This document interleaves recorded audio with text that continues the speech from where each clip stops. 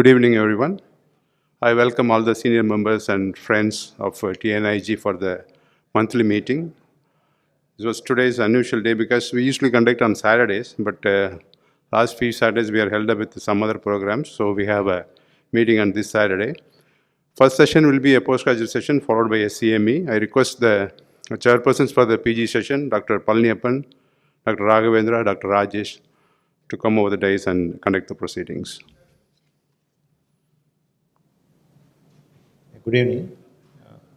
On behalf of TNIG, I welcome you all for this warm evening. Without much ado, I think we can start with the proceedings for the day. I request Dr. Gautam. Today we basically have three interesting case discussions. So to start with, I request Dr. Gautam to start his case presentation. Good evening to all. I first like to thank the organizers for giving us the opportunity to present our interesting case. The broad overview of the discussion will be initially the case summary and then the discussion regarding the interesting facts we dealt with during this attending this case. The patient is a 50 years old female who presented with upper abdominal discomfort for a period of 6 months. There is no other positive history. She is known diabetic, hypertensive, as well as had dyslipidemia, for which she was on medicine. Prior to presenting us, she had underwent 2 surgeries in the past. The first was in laparoscopic partial cyst excision with the deroofing of cyst wall for a suspected hydatid cyst disease in 2011. The lesion was detected during a regular visit in a master health checkup. And subsequently in 2019, she had another surgery for the same lesion where she had underwent laparoscopic hydatid cyst evacuation and partial cystectomy. We don't have the details of the 2 interventions, but one of the clinical notes had made a mention that the HP during the second surgery was suggestive of a simple liver cyst and there was no evidence of hydatid cystis. So these are a few images that we could get from the patient prior to the first surgery, that is in 2011. So basically it is a multiseptated lesion, cystic lesion present in segment 4B and 5 of the liver, which showed evidence of calcification, septation, and both endo as well as exophytic component, with predominantly an exophytic component in this patient. So on clinical examination currently, the general examination, abdominal examination was normal. So the provisional, we had a provisional diagnosis of recurrence of the liver SOL. So we opted for an CECT on which we confirmed that there was cystic lesion at the same location, segment 4B and 5. The exophytic component had predominantly resolved, so probably because of the prior 2 laparoscopic interventions, whereas the endophytic or the intrahepatic component of the lesion was still persistent. It did show a thick septa which was running centrally through the lesion. The lesion was splaying the porta. We can see the main portal vein right and the left being splayed by the centrally located lesion. On observation, we also find there was an upstream biliary dilatation and then transhepatic attenuation difference. So these last 2 findings were more suggestive of biliary cystadenoma and they are specific for them rather than a simple liver cyst. So with this background, we made a clinical diagnosis based on radiology as in biliary cystadenoma and patient was taken up for surgery. Intraoperatively, there were dense adhesions of the omentum with the liver lesion. After adhesiolysis, we could make out the cystic lesion with the surrounding liver parenchyma which was normal. The gallbladder and the extrahepatic biliary tree were also normal.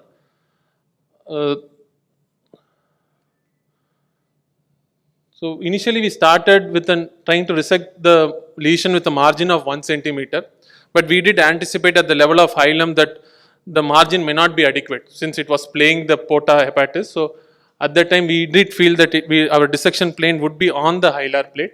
So that is how it turned out to be. So in the periphery, we could get the liver margin, but at the central portion of the liver, the dissection was on the hilar plate.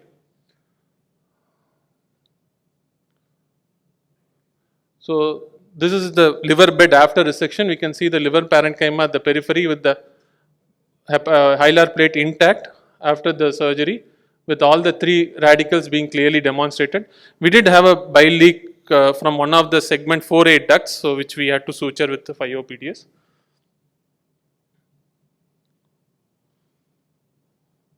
At the end of the procedure, the rest of the liver parenchyma were normal. So this is the gross picture of the specimen. The one on the left is the anterior aspect, where we can see that it was multiseptated lesion with the liver parenchyma. On the posterior, I would just like to highlight how we had to go close to the cyst to excise it in toto. Luckily, we could get a plane and we could remove it without any spillage. Post-operatively, patient did have a minor bile leak which was managed conservatively. She was discharged on post-operative day 5, and on the subsequent visit on post-operative day 7, the drain was removed. So this was the gross specimen photo after formalin fixation for 2 days. We can find that the lesion is completely cystic with multiple septa which are running across the entire cystic lesion. There are no solid elements that could be identified in this lesion. On microscopic examination, we could find the cyst was lined by columnar epithelium and occasional cuboid with a surrounding ovarian stroma. So this was characteristic of a biliary cystadenoma, mucinous variant, and an ovarian type of stroma surrounding the lesion. At almost 14 days post-operatively, she presented to us again with epigastric pain. On clinical examination, she was otherwise comfortable, barring an epigastric discomfort, tenderness. So in view of the post-operative bile leak, we decided that there might be a residual collection of a biloma in present. So we did image her. So as suspected, there was a small fluid collection at the adjacent to the raw area of the liver. There are also other post-operative changes. Since he had a post-operative bile leak, we didn't want this bile to get infected. So we went in for an aspiration. Surprisingly, this was the type of fluid that was aspirated. It was a creamy white fluid, which was around 20 to 25 ml that was aspirated. So on aspiration, actually we felt it could be a chyle leak because the porta is rich in chyle lymphatics and all this. But on fluid analysis, we found the triglycerides to be normal. So the general cutoff is 110. Since it was 90, we then felt could it be anything else. So we did a fluid level amylase, fluid lipase, and we found both to be elevated. In fact, amylase was around the range of 21,000. Even the culture sensitivity that we sent subsequently, which came after 2 days, was sterile. So with this background, we felt it is a post-hepatectomy amylase rich collection which we were not able to actually attribute to any particular reason at that point of time. She improved after 2 days, and she was discharged after 2 days. Patient is doing fine after 2 months of follow-up. So coming to the discussion, I'll just have a few slides about the overview of biliary cystadenoma, about the misdiagnosis or the unsuspected nature during the earlier surgeries, the reason for recurrence, and the crux of today's discussion, that is the post-hepatectomy amylase rich collection. So biliary cystadenomas are an uncommon type of cystic lesions in the liver, which are generally around 5% of all the cystic lesions that are detected in the liver. The WHO in fact had renamed them and put them into the bracket of mucinous cystic neoplasm in 2010. And they do have 2 types based on the presence of ovarian stroma, the ovarian type subtype as well as the non-ovarian, and they do differ in their clinico-demographic features as well as prognosis. The clinical interest of biliary cystadenoma is basically because of their propensity for malignant transformation. So nearly 20% of the biliary cystadenomas can get transformed to cystadenocarcinomas. Majority of the times they are asymptomatic. They are incidentally detected on an imaging which is performed from some other reason. But they can present with jaundice or venous compression causing ascites. So they can become symptomatic. Generally they are asymptomatic. Coming to the diagnostic part, the radiology forms a crucial part in making the diagnosis.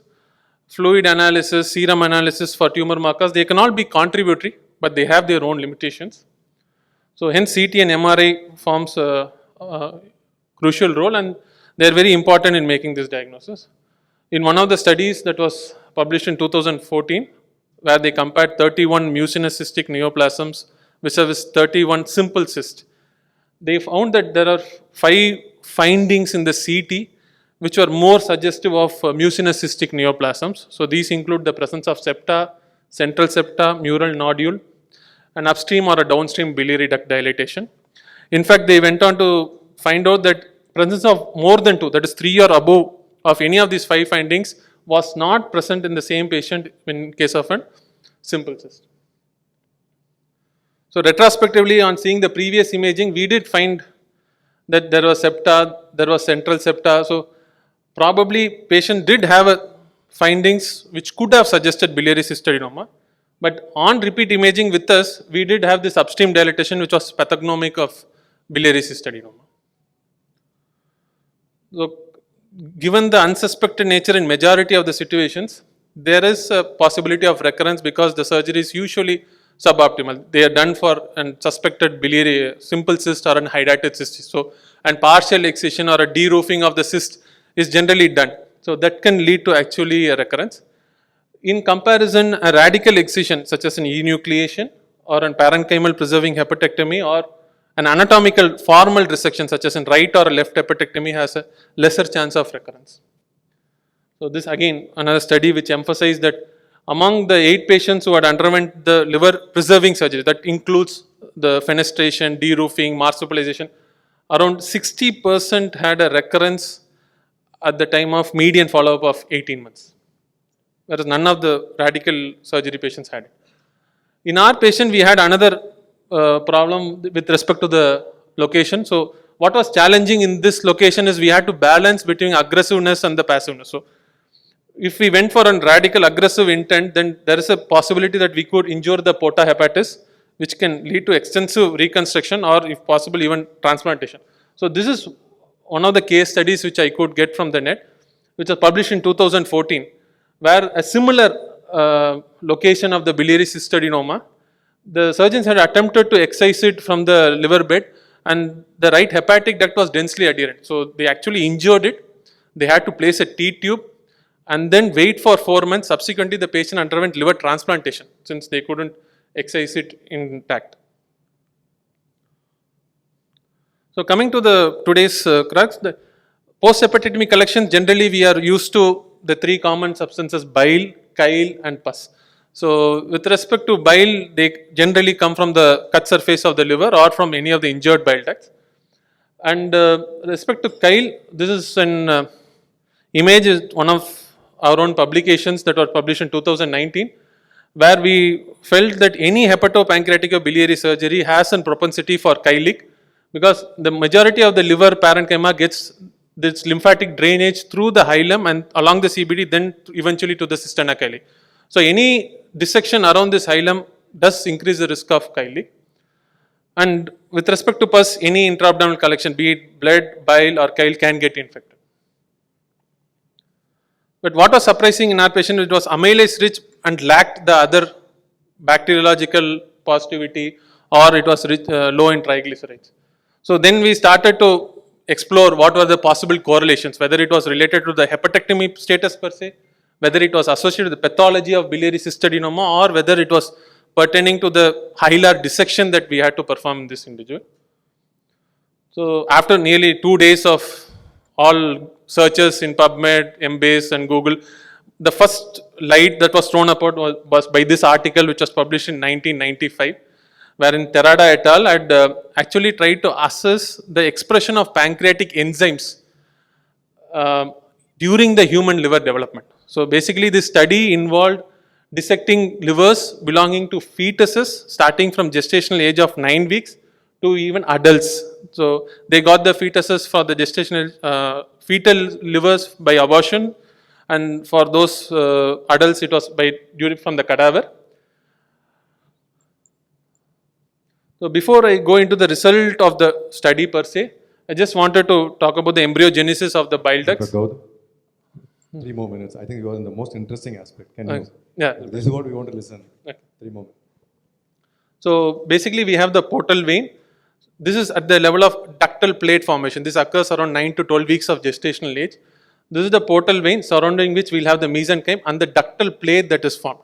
So the bile duct cells from the ductal plate get invaginated into the mesenchyme, coalescing into immature bile ducts and subsequently mature and form the mature bile ducts. So exactly along the same analogy, the study found that when amylase immunostaining was used, during the ductal plate formation, the ductal plate took the amylase immunostaining as well as the hepatocytes took it. This is the migration phase where we can see the ductal plates giving off the bile duct cells. So again they were taking up amylase.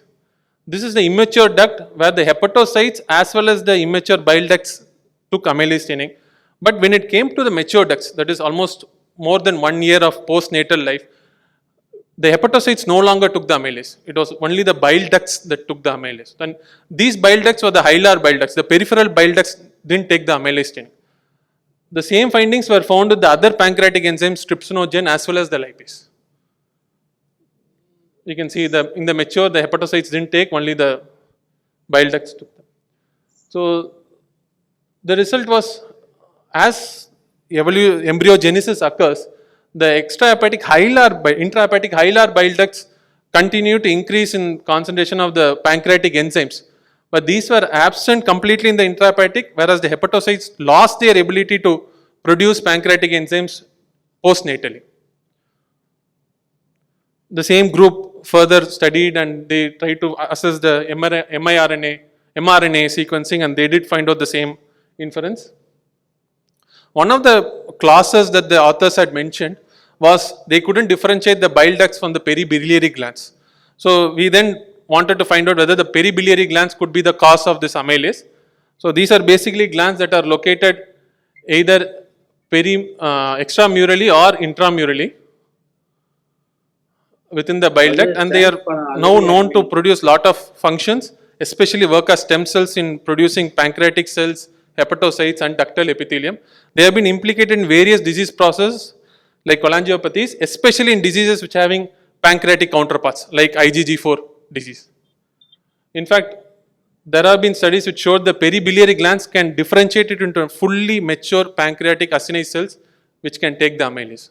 So, and one of the studies had shown the concentration of these peribiliary glands is highly noted in the hilar region at the cystic duct CBD junction, and they actually form sheets of plexus around the hilar ducts. The same group had also found that the peribiliary glands are increasingly noted in the vicinity of the cystadenoma. So this is a cystadenoma specimen. In this study, they had analyzed 9 specimens, out of which in 50% of the patients, they had peribiliary gland hypertrophy as well as cystic degeneration of the peribiliary glands. So basically, they were trying to say peribiliary glands can also lead to hepatic cystadenomas, biliary cystadenoma. So with this, we felt the source of pancreatic enzymes could be a combination of both the peribiliary glands as well as the hilar ducts. But the anatomy and the pathology probably favors an peribiliary gland origin. So finally, radiology again forms the crux. Surgery, radical surgery will be the crucial treatment of choice. And pancreatic enzyme collection post hepatectomy, probably the origin could be from the peribiliary glands with or without the hilar duct involvement. Thank you, sir. Dr. Gautam, that was an excellent discussion. We'll have discussion now. No. Say, I'd like to ask, radiology can overlook diagnosis, but the initial case, pathology also they've overlooked. Yes. Initially, probably. Yes, sir. The Specimen. yes, sir. The first surgery we don't have the HPE, but the second surgery they did do the de-roofing, and one of the mention was it was just simple cyst wall. We did go through the literature, and sometimes it is difficult to differentiate. And yeah, my another doubt is that these are the cysts which start small and they slowly grow. In case if we see a cyst like this, initially the radiologists are going to say that it's a simple cyst. So how to be sure that we are not in trouble? You understand my question? Yes, no? Because most of these are 2 centimeters, 3 centimeters, whereas cyst one, most of them we are dismissed as simple cyst. Recently I had a case where 3 years back the cyst was 2 centimeters, now it is 3.5. And they are reported as simple cyst. So whether to definitely dismiss it or to what extent to investigate? So, as mentioned, sir, if an ultrasound says it, we'll have to anyway go for the cross-sectional imaging. And the triphasic CECT After with, CT only I'm telling. yes, sir. After CT. With all the 5 features, that I think that will be the crucial. I think the radiologist as well as the clinician should be aware of this so that they can push the radiologist to tell us the required information, as well as a shrewd radiologist can suggest the clinician that, okay, this doesn't look like simple cyst. Another question now. How big a simple cyst can be where we can definitely accept it? Because if it's very big, it can compress the biliary system. Yes. Still, could it be a simple cyst? Have you seen like that, anything like that? A simple cyst really being a real simple cyst. Yes, sir. They can. How large can it be? It can. It can. It can be very large also. Yeah, 15 centimeters, 18 centimeters have been reported, and They also can cause biliary. yeah, obstructive features can occur. If this diagnosis was made pre-op, is this patient a better candidate for liver transplant rather than considering the location of the cyst? Considering surgery instead of surgery, could this patient be a better candidate for liver transplant? So again, I should actually thank our radiologist because we had 1 or 2 rounds of discussion with him to find out if there is a plane. We were worried whether the portal vein, the hepatic artery was involved in the lesion per se. We were also worried about the biliary radical involvement. So if we had been looking at a left-sided biliary radical involvement, we were comfortable with doing a left hepatectomy along with segment 5 excision. So extended left was in our mind. But the radiologist was more or less sure it is playing rather than involving. So that is the reason we went ahead with an idea of having left hepatectomy with a segment 5 excision. Thank you. Can you just throw some light on what will be the biliary cyst or fluid aspirate like? Does it have bile and can this be used as a criteria to diagnose? So with respect to the analysis of the cyst fluid, they can be straw colored, they can be bile tinged, they can be having greenish fluid. So the morphological macroscopic appearance doesn't actually help us. It can even be blood stain if there is a recent hemorrhage within the cyst.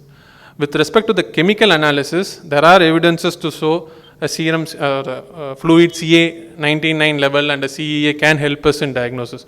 In fact, there have been studies to show it correlates with the serum CA99 CA level. But the problem with aspirating is, one, it's a cystic lesion. So once we aspirate, we don't know how much it is going to open up and the fluid come out. If we are doing a sampling of the biopsy of a suspected mural nodule, which occurs in cyst adenocarcinoma, again, how comfortable we'll be able to target the lesion is again a matter of question.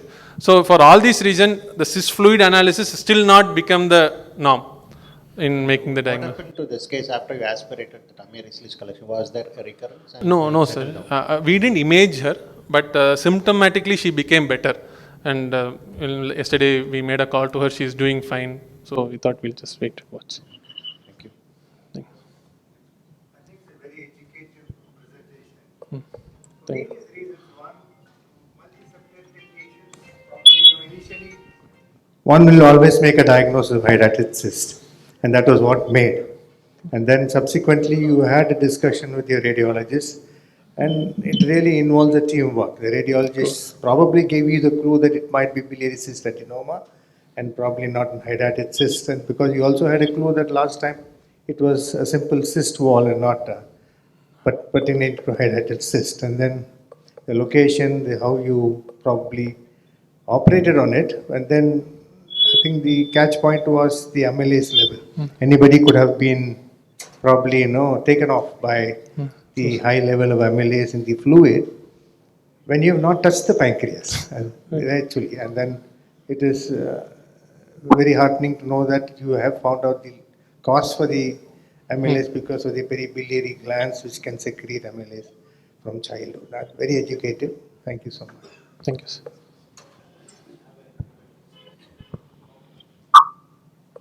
That's a lovely presentation and a good discussion, I should say.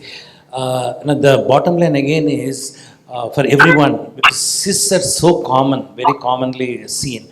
Not all simple cysts are simple. I mean, that's we had a patient this morning, a 53-year-old, who had a cyst 2.5 centimeter a year ago, 7.5 centimeters now. So the patient's brother is a urologist and he wanted an opinion, and we were imaged. There are some septae in the CT scan. The radiologist wanted an MR. So when we got an MR done, and then he says it looks like a simple cyst because there's nothing suggestive of cystadenoma. There is no solid element, and to speak the truth, a lot of times whenever there's diagnostic difficulty in any liver lesions, two modalities seem to give a better balance. I mean, that's the point I want to make. Now we invite Thank you, Dr. Sandeep Reddy from MMC to present his next case. Good evening, one and all. Today I am going to present an interesting case of IBD which was presented to our department recently.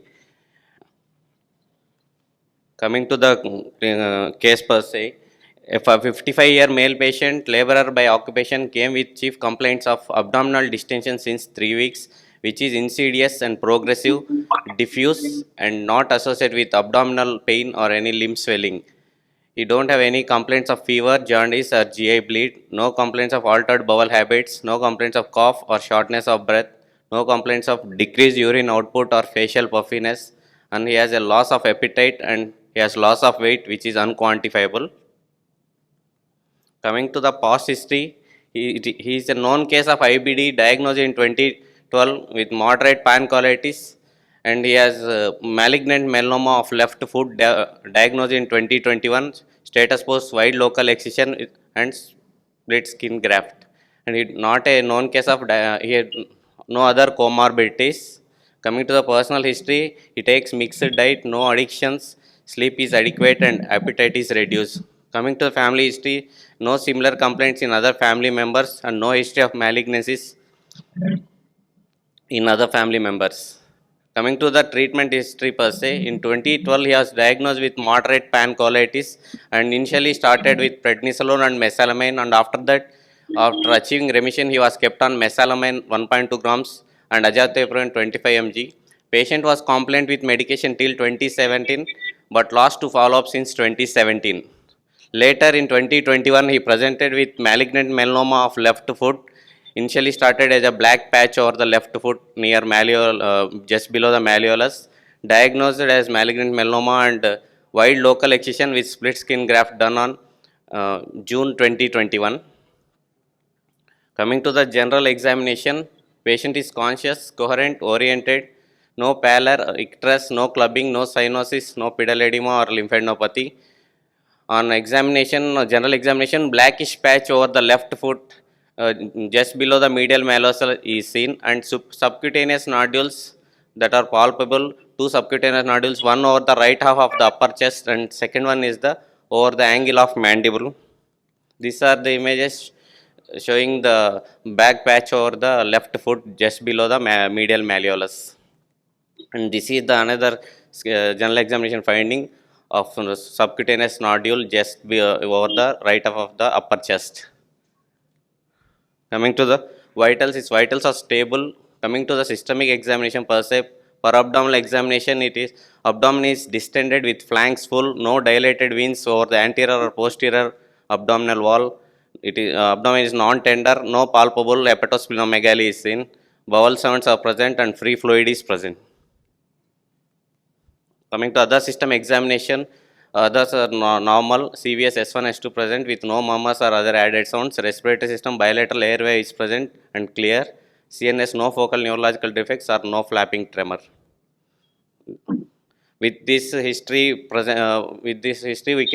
kept it as a working diagnosis as known case of IBD with UC with left foot, malignant melanoma, status post wide local excision with query recurrent malignant melanoma with ascites. We further evaluated the patient. Upon investigations, hemoglobin found to be as 10.7 gram per deciliter. WBC count is normal, platelet count is also normal. Coming to the renal function test, urea is 36, creatinine is 1, sodium is 138 and potassium is 4.1. Coming to the liver function test, is normal.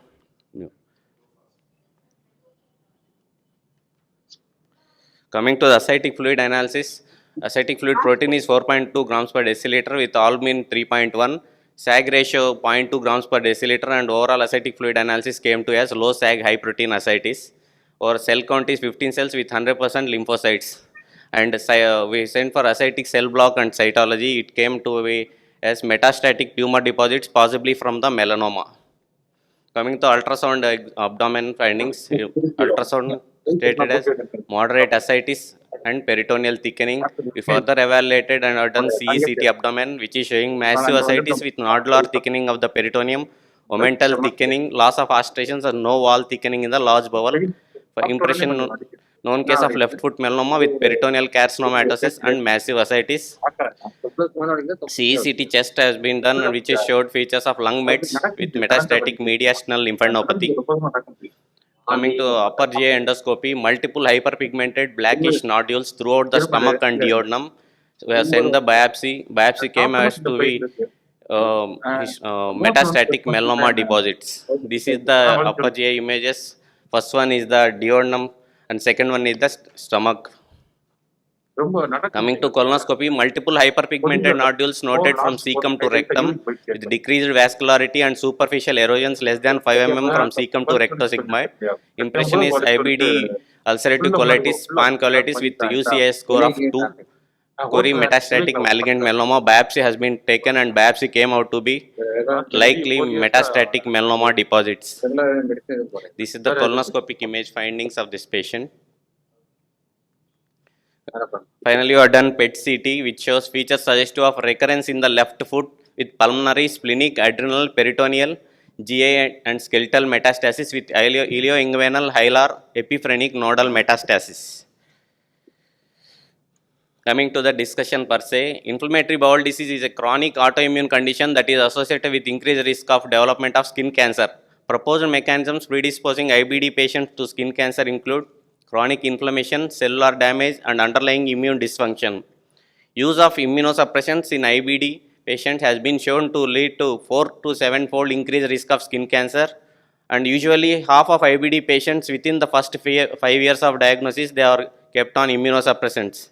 Specifically, the use of biologicals and immunomodulating agents increase the skin cancer risk. Widespread use of anti-TNF therapy and immunomodulator therapy in IBD has led to the recognition of 2 malignant complications of skin, that is non-melanoma skin cancer, which is associated with the past or current use of thiopurines, mostly above the age of 50 years, which is more common compared to the second one, that is malignant melanoma in patients with IBD per se or in those who have been exposed to anti-TNF therapy. In this, our patient, he has not been never on anti-TNF therapy. He is only on immunomodulators. This is SME study showing non-melanoma skin cancer risk in IBD, whether continuing therapy, discontinued or never received. The risk is more after the age of 50 years. Coming, the cumulative data including SESAME study on non-melanoma skin cancer risk in patients with IBD highlight that there is an increased risk with use of immunosuppression, particularly the past or current use of thiopurines. There has not been any suggestion of escalation of the risk of melanoma in patients receiving thiopurines. A recent meta-analysis published in Journal of Clinical Gastroenterology and Hepatology demonstrated a cumulative pooled crude incidence rate of melanoma in patients with IBD to be 27.5 cases per 1 lakh person years with 95% confidence interval of 19.9 to 37. Overall, IBD was associated with a 37% increased risk of melanoma in 12 studies, that relative risk of 1.37 with 95% confidence intervals between 1.1 and 1.7 compared with the general population. The risk was increased among patients with Crohn's disease with relative risk of 1.8 compared to UC with only a relative risk of 1.23.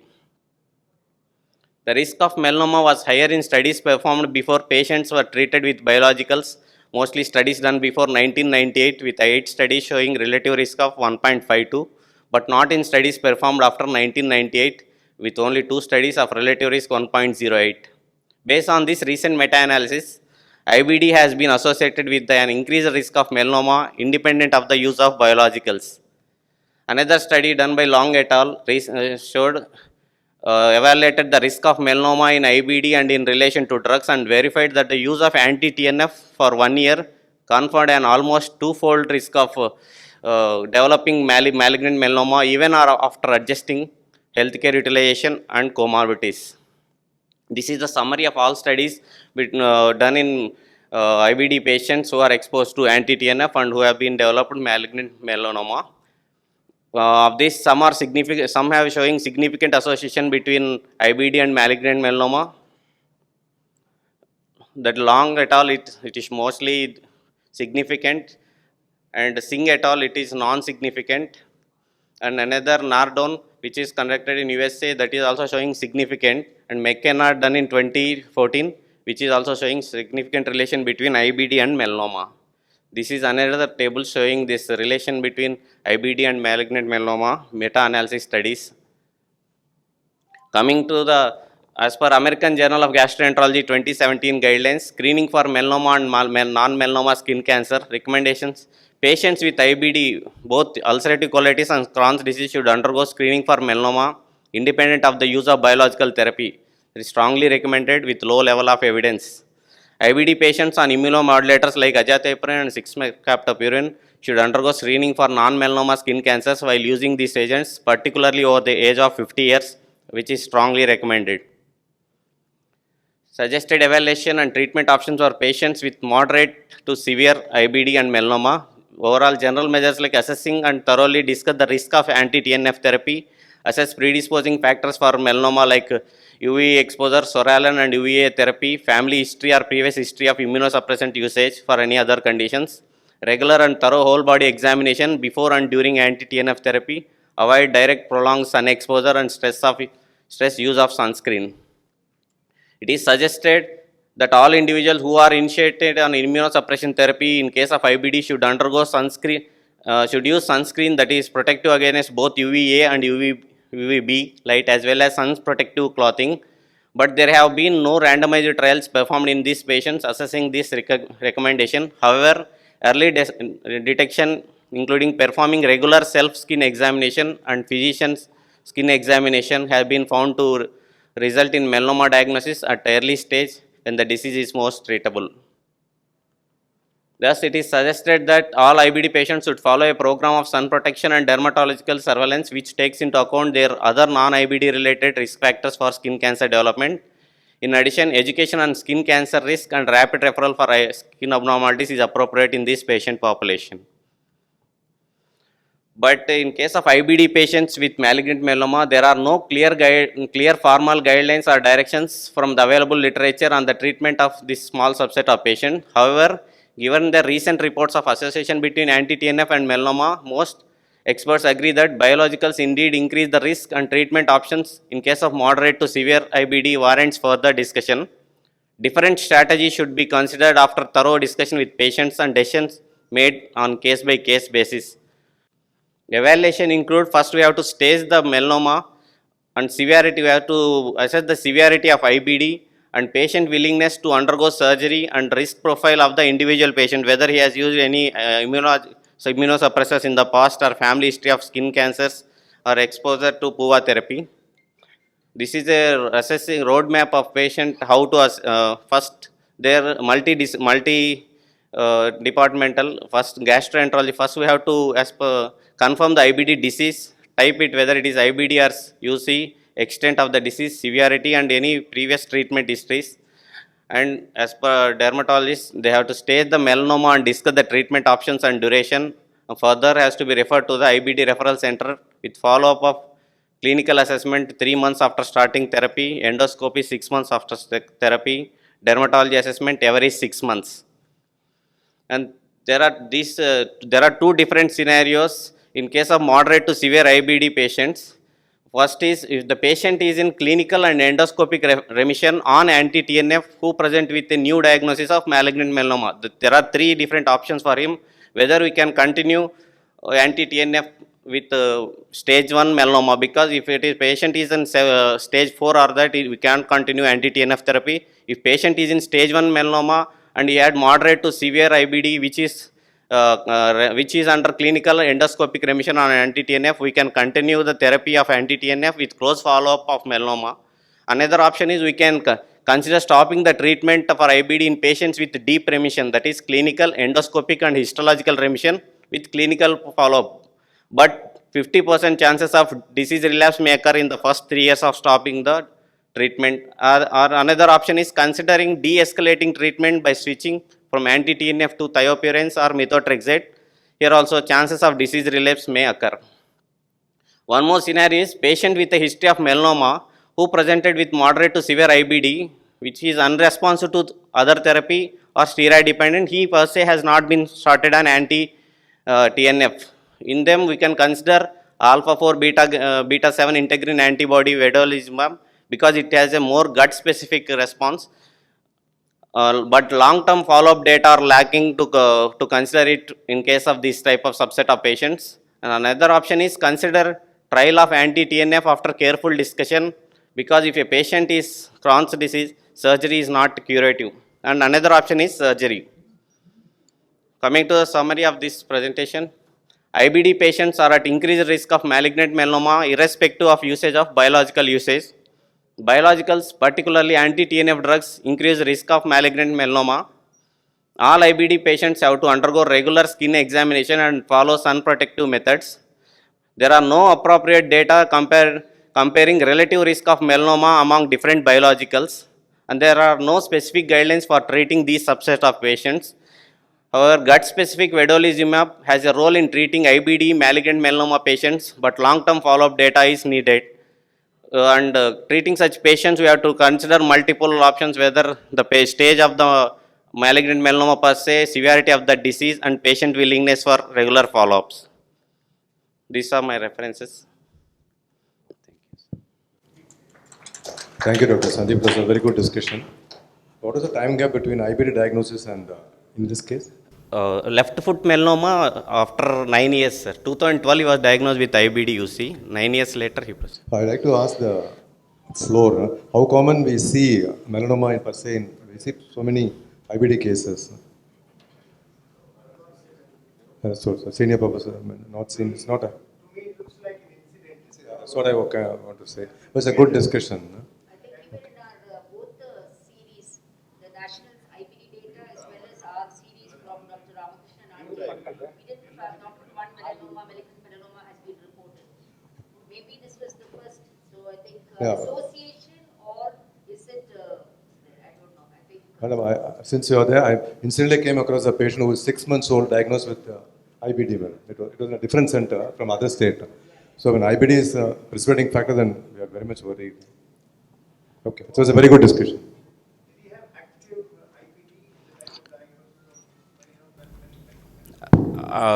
IBD? Mild disease, sir. Actually, it was diagnosed in June 2021. Outside, he was treated, sir. First, it started the left, a small black mole over the malleolus. Wide local excision has been done. After that, he lost to follow up. Again, now he presented with abdominal distension of 5 days duration. We have observed, and it still. That distension is because of the advanced malignancy. I think that is probably peritoneal carcinoma. So what I wanted to know was, is this melanoma related to activity of the disease? Number one, did he have active disease? Because the colonoscopic picture which you have put did not show much mild finding, only, except for that bluish dot, which are probably melanoma deposits. After 2017, he was lost to follow up, sir. Again, he came in 2022. Recent colonoscopy, as per recent colonoscopic and clinical history, his disease severity seems to be mild only, sir. Mild. Yeah, thank you, Dr. Sandeep. It was a good discussion. Now we call upon Dr. Sadguna to present a case. He is from Apollo. Good evening, respected teachers and my dear colleagues.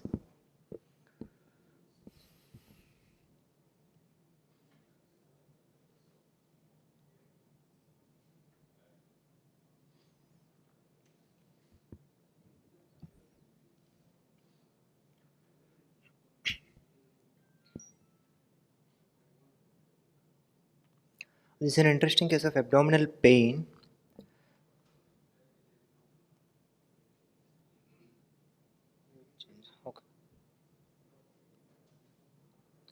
So this entire story started in last week of December 2021. So the initial presentation was at outside hospital. He is a 36-year-old male, diabetic since 3 years on oral hypoglycemic agents.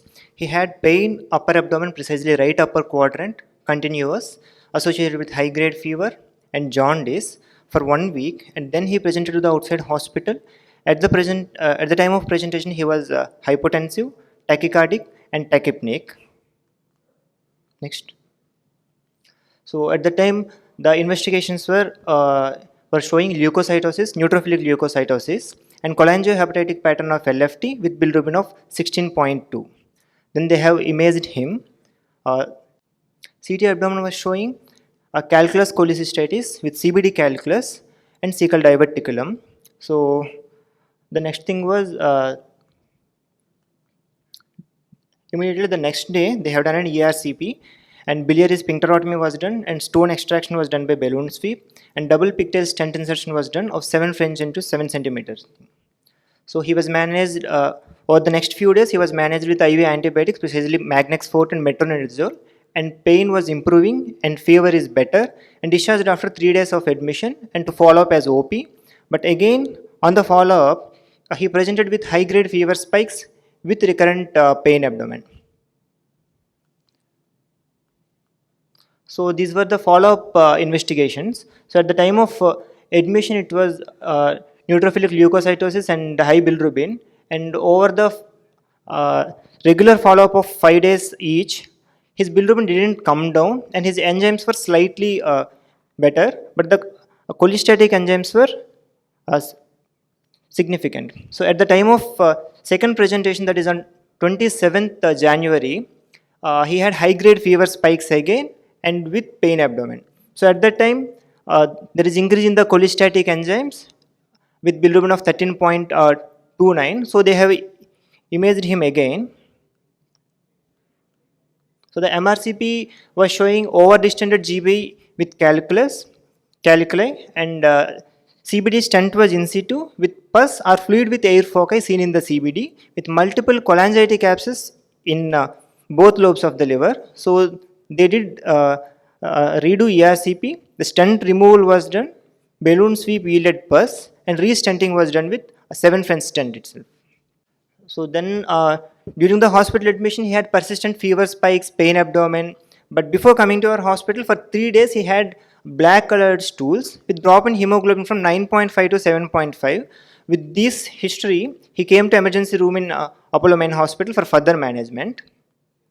So this was the presentation at the time of outside hospital, and with us the hemoglobin was 7.8 with a total count of 48,320, which was neutrophil predominant, and the SGOT, SGPT were on a higher side, and also cholestatic enzymes were on a higher side. Now we were looking at a septic focus and a bleed focus. So we were thinking whether the recently placed 7 French stent was very small enough to drain the bile, or any the previous cholangitic abscess which were shown, which have increased in size, which were inadequately drained. And the third thing, this sepsis which is leading into DIC picture, coagulopathy, the sphincterotomy site bleeding, or any hemobilia complication, this we were thinking, or any stress ulcers in the thing. So we have imaged him in the emergency room itself.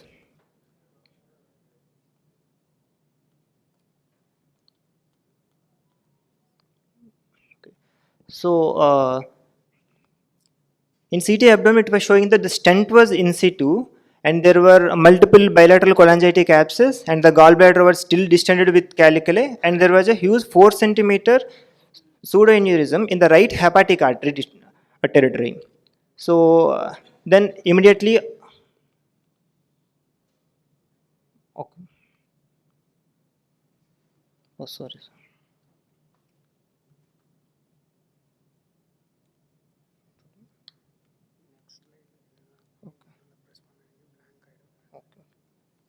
So this was the report. One is dilatation of intrahepatic biliary radicals, that is moderate to severe dilatation of IHBRD, and multiple cholangitic abscess along the biliary radicals in the both lobes of the liver, evidence of pseudoaneurysm, and there was a fluid collection with air pockets around this aneurysm extending inferiorly up to second part of the duodenum. So these were the significant findings. So we thought that this fluid collection was there in and around the aneurysm and second part of the duodenum. So because of the redo ERCP, whether there was any retroduodenal perforation which has collected here, or whether there is any bilioma collection here, we were not sure of. So we didn't scope initially. We want the bleeding focus to be taken care of first and then to proceed further.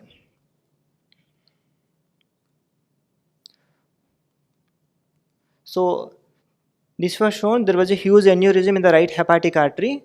So the intervention radiologist team help was taken, and they have initially plugged the neck of the pseudoaneurysm with 1.5 ml of glue, and then percutaneous approach they have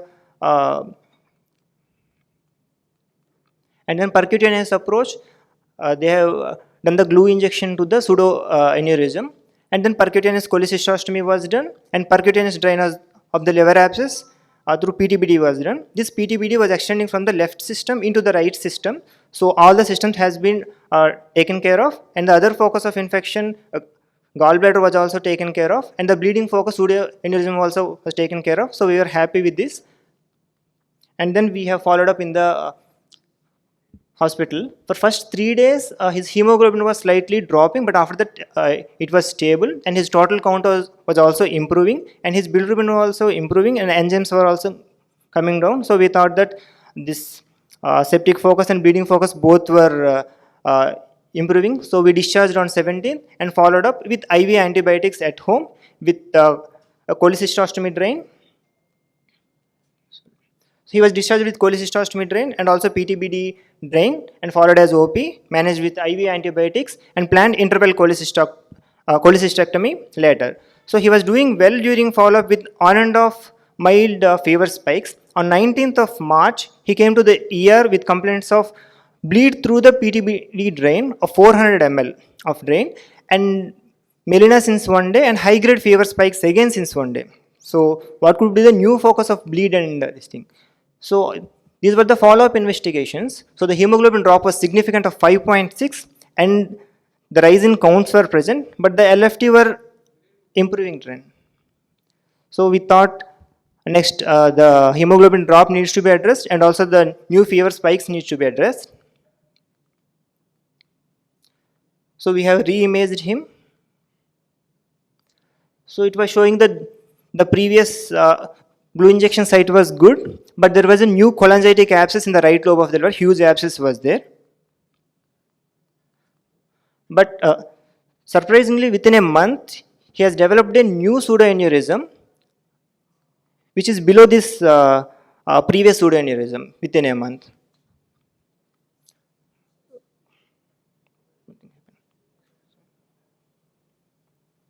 So what happened was intervention radiology help was taken again.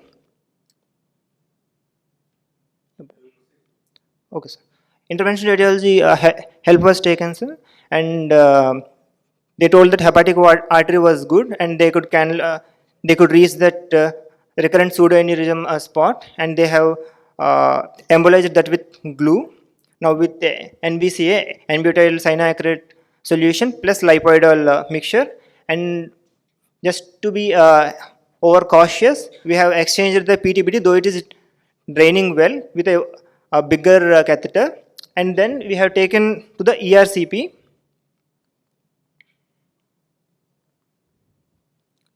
So he has recurrent cholangitic abscess despite the PTBD drain was good, and also the cholecystostomy drain was also good.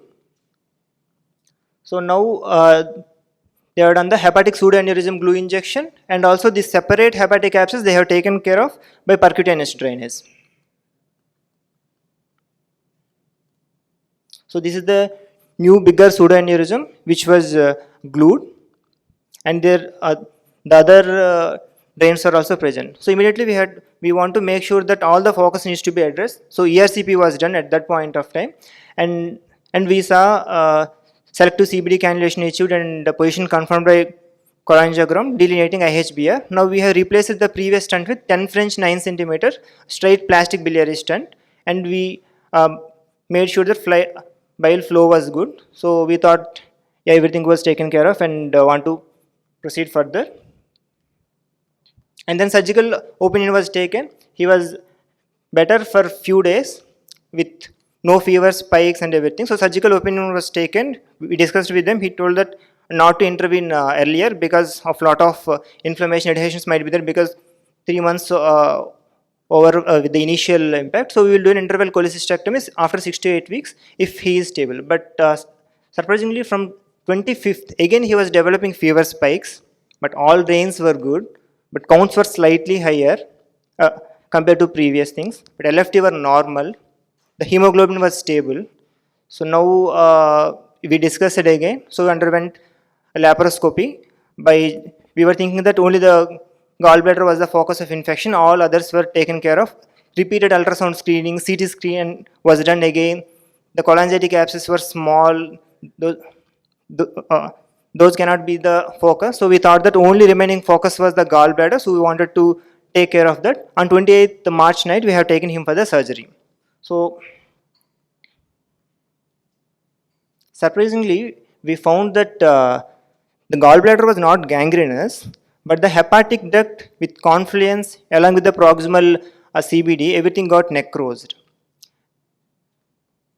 So it was converted into open surgery. So hepatic duct was completely necrosed and lab converted to open, and the right hepatic artery stump was bleeding. So intraoperatively they have ligated it, and hepatic duct removed, CBD stent removed, GB removed, hepatic abscess drain removed, percutaneous cholecystostomy tube removed. So out of the OT, he came out with a T tube and a subhepatic drain. So after 30th March, he was fine. Like the counts were good, no fever spike, hemoglobin was stable and everything. But on 4th April, he had an event that because the T tube was draining rather than bile, the duodenal contents, so they had removed the T tube. But after that, he had a bleed again through the subhepatic drain. So his hemoglobin drop was there. So again, intervention radiology help was taken. So this time they could not find the focus of bleed anywhere. So they have a doubtful leak from right hepatic artery stump. So now they have done the coil embolization to the right hepatic artery stump because the entire biliary system has gone. So they are not worried about the biliary tree necrosis now. So this was the thing. So why discussing this? So the diagnosis is acute coiloculous cholecystitis with cholangitis. So Schatz's post ERCP stenting and recurrent cholangitic abscess and percutaneous drainage was done, and recurrent pseudoaneurysm formation, embolization was done, and extrahepatic bile duct necrosis. So the unusual things were a recurrent pseudoaneurysm formation and extrahepatic bile duct necrosis.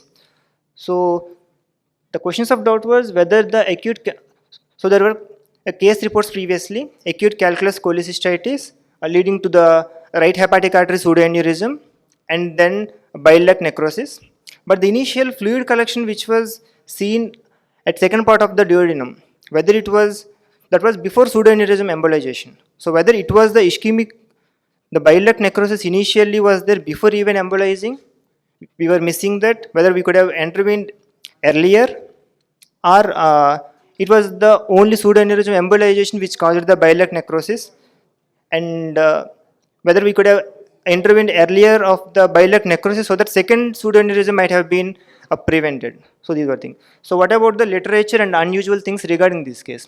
So ischemic cholangiopathy is a broad spectrum of this thing. So it contains bilioma, a chronic ischemic cholangiopathy, and acute ischemic cholangiopathy. So of this, bile duct necrosis is a very rare entity. So bile duct necrosis usually is caused post liver transplant because of the hepatic artery thrombosis, or a TACE, which is causing intrahepatic bile duct necrosis, or intra-arterial chemotherapy like floxuridine, so which can also cause the intrahepatic bile duct necrosis. But extrahepatic bile duct necrosis is a little bit unusual. So out of this extrahepatic bile duct necrosis, the most common causes are post-surgical, post-biliary surgery and peribiliary plexus injury. And then next thing is acute severe necrotizing pancreatitis and the necrosis extending into the bile duct.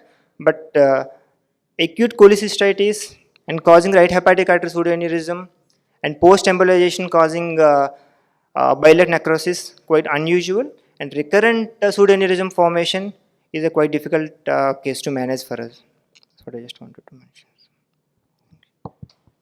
Yeah, it's a very, very complex scenario. I mean, what is the, it looks a bit alarming, no? Ubal? What is the message? Yeah, that's what you Ubal, you can talk now, no? Yeah, Peramai. No, what is the, I mean, what lessons we should, because we're doing years based, I mean, this is a very rare situation. So, what was it initially itself? Should we go back to the CT initially? I have a simple question. The patient came to you with pain abdomen. You didn't elaborate on the pain, that's a different story. Is he relieved of the pain? Yes, sir. And Now the new things. you didn't elaborate on the pain abdomen at all. Okay, sir. Just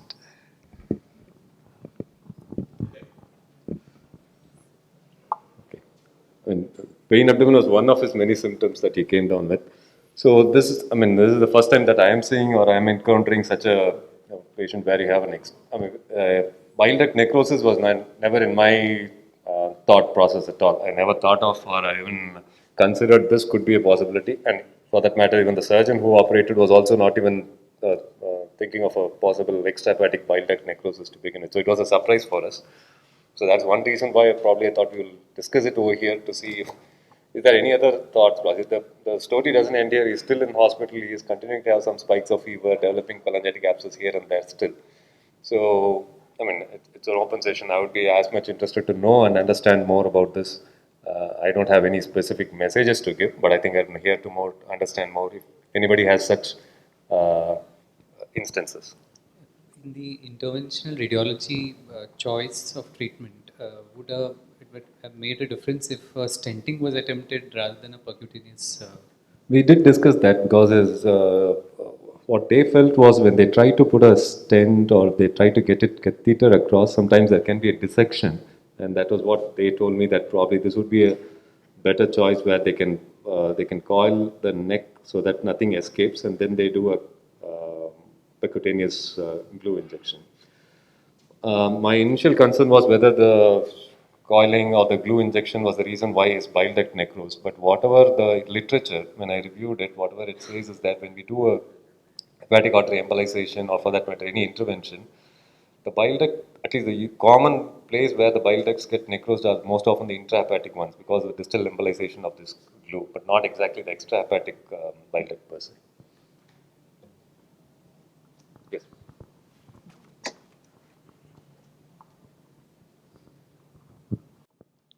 But it's sad to see the sequence of events. The patient come with a benign condition, and I think eventually transplantation will be the final solution. And it's one of those classical biliary cripples which Professor Madan Gopalan refers to. Now, the only time I saw on bile duct necrosis, the only ever time was in the All India Institute during the initial days of ERCP.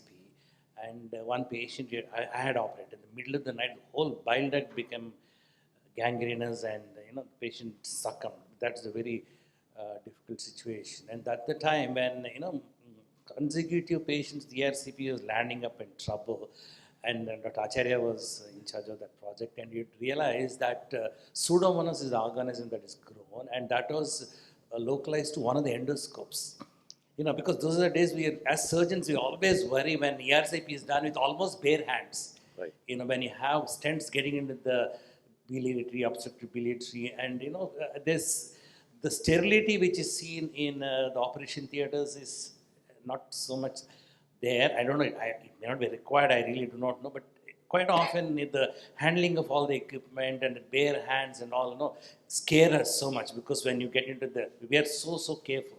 That's the only time and what is the organism, or did you get any bacteriology? Because this patient, Multiple. Infection has been all through. Multiple. It was not one. They had MDR Klebsiella, he had E. coli, I think multiple Pseudomonas. A strong organism can explain so many of these. But how often do we find such recurrent pseudoaneurysms? Unless there is a localized one area of abscess, sometimes you see that after a surgery, I would like to come to 2 points for this case. Right hepatic artery aneurysm and bleeding, please don't take it as easily. If you embolize right hepatic artery, patient is likely to go for these type of complications and ischemic necrosis of the right lobe. And this patient ultimately will end up with right hepatectomy.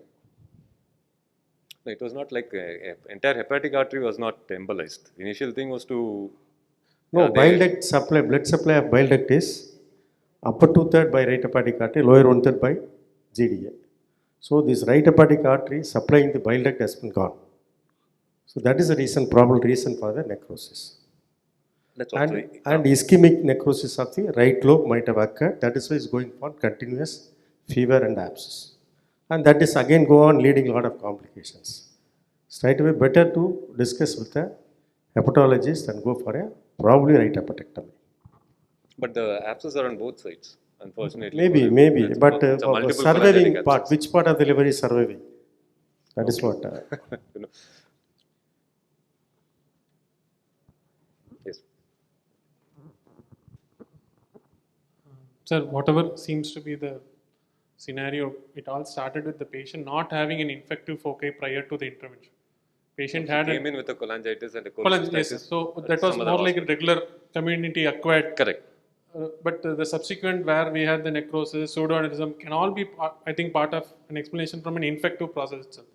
So as probably Sir told, whether it's some virulent organisms or have we done any fungal culture? Have the patient been put on antifungals? He has already received his antifungal courses. So all those. See, but usually a biliary source of sepsis, once you drain, I mean, you have so many cholangitis, cholecystitis, we all see so many of them. Once you get a source control, once we drain the bile duct or the gallbladder is taken care of, usually we don't see this kind of progression into a pseudoaneurysm, recurrent cholangitic abscess. Very, very unusual, right? So even if it's an acute cholecystitis in a very sick patient where we're not in a surgical candidate, we do a cholecystostomy. Many times they do come out and you do an intraoral cholecystectomy without much of a concern. Here is a young man, except for his diabetes, he is not immunocompromised. To go through such a stormy course was something which still baffles me as to what we missed. Another interesting thing that I learned is that when we, after this particularly TACE kind of therapy, when we image, sometimes we can mistake intrahepatic bile duct necrosis as a dilated ISBR. So whether, to begin with, I think before even he came here, the second time they did an MRCP, they noticed that there is a fluid collection around the bile duct with some air focus within. So whether the bile duct had given way even before that, whether we, probably we didn't have that, thought process of looking at it, because, I mean, this is the first time I'm reading about it, but that sometimes it is considered that it just looks like an IHBR, but it may just be a necrosed bile duct with fluid collection inside. So somewhere along the line, I think he's still struggling. I mean, we are still struggling with him.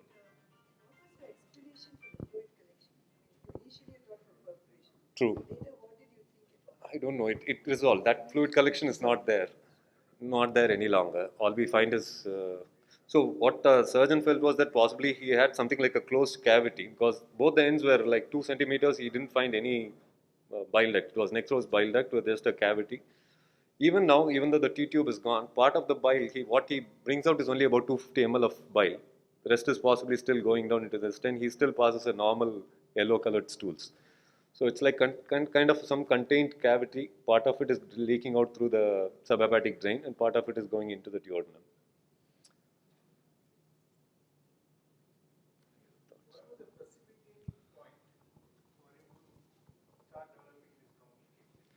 Blood. Came for the first time, I think you did an ERCP and thought it was a very simple thing, remove the stone and probably wanted to post him for cholecystectomy. Correct. But then he started having abscesses which were growing in size. Correct. So there must be some introduction of some infection, like Dr. Patta said, that probably that started multiplying. Or was the radiological intervention the nidus or the focus for his complications subsequently? So the first thing, the first 2 ERCPs were done elsewhere, so we don't have much data beyond what he carries. But even if it is an infective focus, like a cholangitis, once we drain, no matter what the virulent infection is, we expect things to settle down. An undrained system is a focus or nidus of infection, not a drained system. Abscesses elsewhere also. You drain one abscess, you develop somewhere else also. So there is no hilar obstruction. There's no hilar obstruction. So we are really puzzled as to why he was developing recurrent cholangitic abscesses. So finally, possibly it was just a closed cavity, which was just the focus of infection. Rajendran said, maybe the liver on that side is probably getting necrosed and that's collecting. So you need to probably consider what he said as a possibility. And I would probably consider think that, whether but you ischemia would have need been to brought go about. for more radical approach in this patient, because he continues to throw fever, he Fever. continues to be in the hospital. True. The- HIV was what was we looked for. We didn't look, I mean. Pirma, if I can add one point. Yes. See, we very strongly believe that whenever a patient comes with gallstone disease, gallstones as well as CBD stones, we address both same time. Right. Same sitting, as a matter of fact, because if you see, this gentleman had a distended gallbladder after the stent, means there's some stone blocking the neck of the gallbladder. He'll have associated cholecystitis and some collection there, which can cause continuous sepsis, which can, any sepsis there in that area can affect the hilum and so on and so forth. That point of doing cholecystectomy as a same sitting should be an ideal thing, my suggestion. Yeah, that's a very valid point. I think in the interest of time, Pramay, we thank you, because we are presenting your difficulty, out of which we have learned a huge lesson. We should congratulate you. And even the other two cases also, it was a good lesson for us. I thank all the presenters. It was a wonderful discussion. We'll be winding this session now. Dr. Gopal to take over.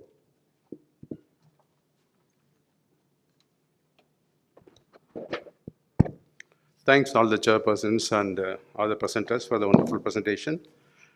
Now we move on to our secretary's report.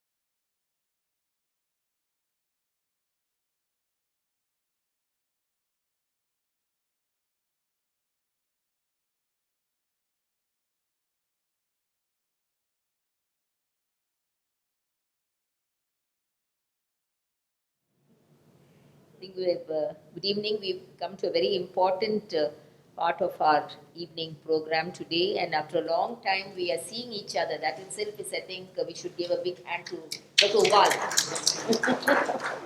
And we have a very special person today, Dr. George Kurian. For me, he is very special because when I was doing DCH in Vellore, he was my third call. And he would take classes only after dinner. So run after him. And he was one third call, and Jacob Kurula, and we had Dr. Sheshadri. So you can imagine the days. And after that, he joined DM. He's one of the a very unassuming person, but with a lot of knowledge. If you ask Jayanti, I think she would have given one real good talk about him. But I think when you listen to this, he is a legend. I think there's no other word we can call. Very quiet. And now after his retirement from CMC Vellore, he joined Pondicherry for some time, and now he's in Vellore back at Narayani. I think it's really a great pleasure to have you with us, Dr. George. And for me, I think it's an honor and a thing. And I'd just like to stand and say a big thank you for coming all the way to talk to us. Yes. Malti, please don't embarrass me. That's the legend. No, I'm really surprised that I got this award. And every day I wonder whether there would be a telegram saying, "I'm sorry, we made a mistake." Because I really don't know why they gave me this award. But anyway, having said that, I must say that it has been a rare honor for me, because unlike my wife, who won gold medals at every point in her life, the only the only prize I ever won in JIPMA, where I was an MBBS student, was for the best mustache in the hostel. So, I'm not used to awards. But I must say that I had a very gratifying experience working in gastroenterology. I stumbled into gastroenterology because there was a unit called the Wellcome Trust Unit, which was avidly investigating tropical sprue. And that was the only job available after I finished my MD. So I was there, and when they said, okay, now we're going to have gastroenterology, that's how I became a gastroenterologist. So it's by accident I really became a gastroenterologist.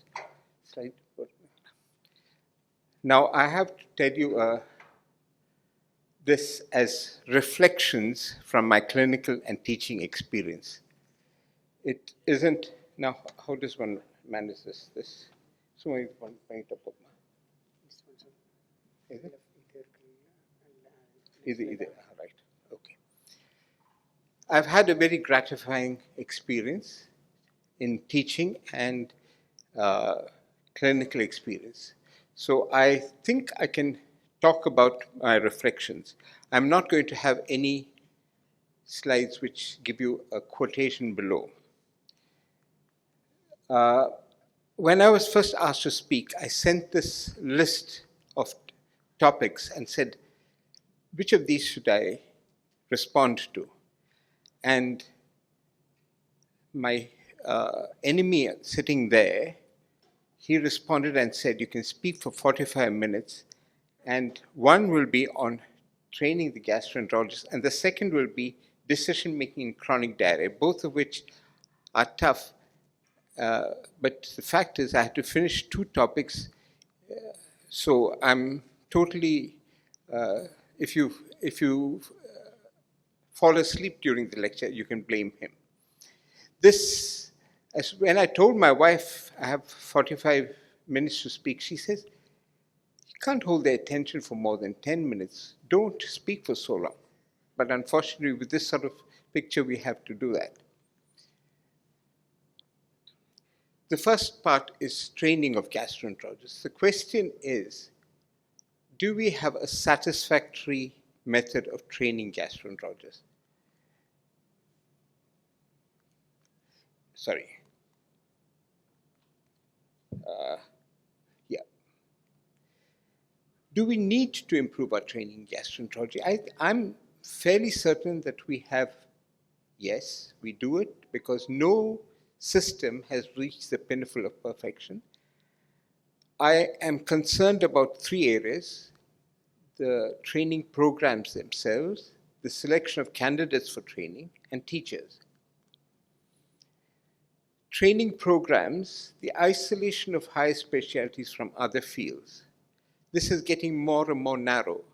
You've got gastroenterology, which is now becoming hepatology and even pancreatology. And we are not getting involved with general specialties. I was quite glad to see that you are now having programs connecting with general practitioners. This is a very important thing. And so you have isolation from higher specialties, then insufficient training in closely allied areas like radiology and GI surgery. And I fear that we are excessively procedure-driven training. We don't have enough efficient training in research methods, and we are not trained in the culture of discourse with other allied subjects. This is about isolation from this. The Lancet raised this question earlier. Are generalists still needed in a specialized world? Because narrow-minded focusing on one area is detrimental to patient care. In my opinion, our gastroenterology trainees should work in other areas, such as general medicine, intensive care, and psychiatry. You might wonder about psychiatry, but we have such a fund of patients who have functional bowel disorders. I feel that it's essential to train our gastroenterologists to learn to give psychotherapy to patients who really do not need more that. And if we could involve them in learning from a good psychiatry setup, that would help. Arranging informal lectures. I don't talk about formal lectures because mostly formal lectures like this one, people are listening, but they are not allowed to interrupt. And the third area is I wish our gastroenterologists would work with GI surgeons, not just as they have a slot when they go into a GI surgery unit, work with as GI surgeon trainees, and go into the theaters and assist in surgery. It would make a big difference in the way our trainees see things.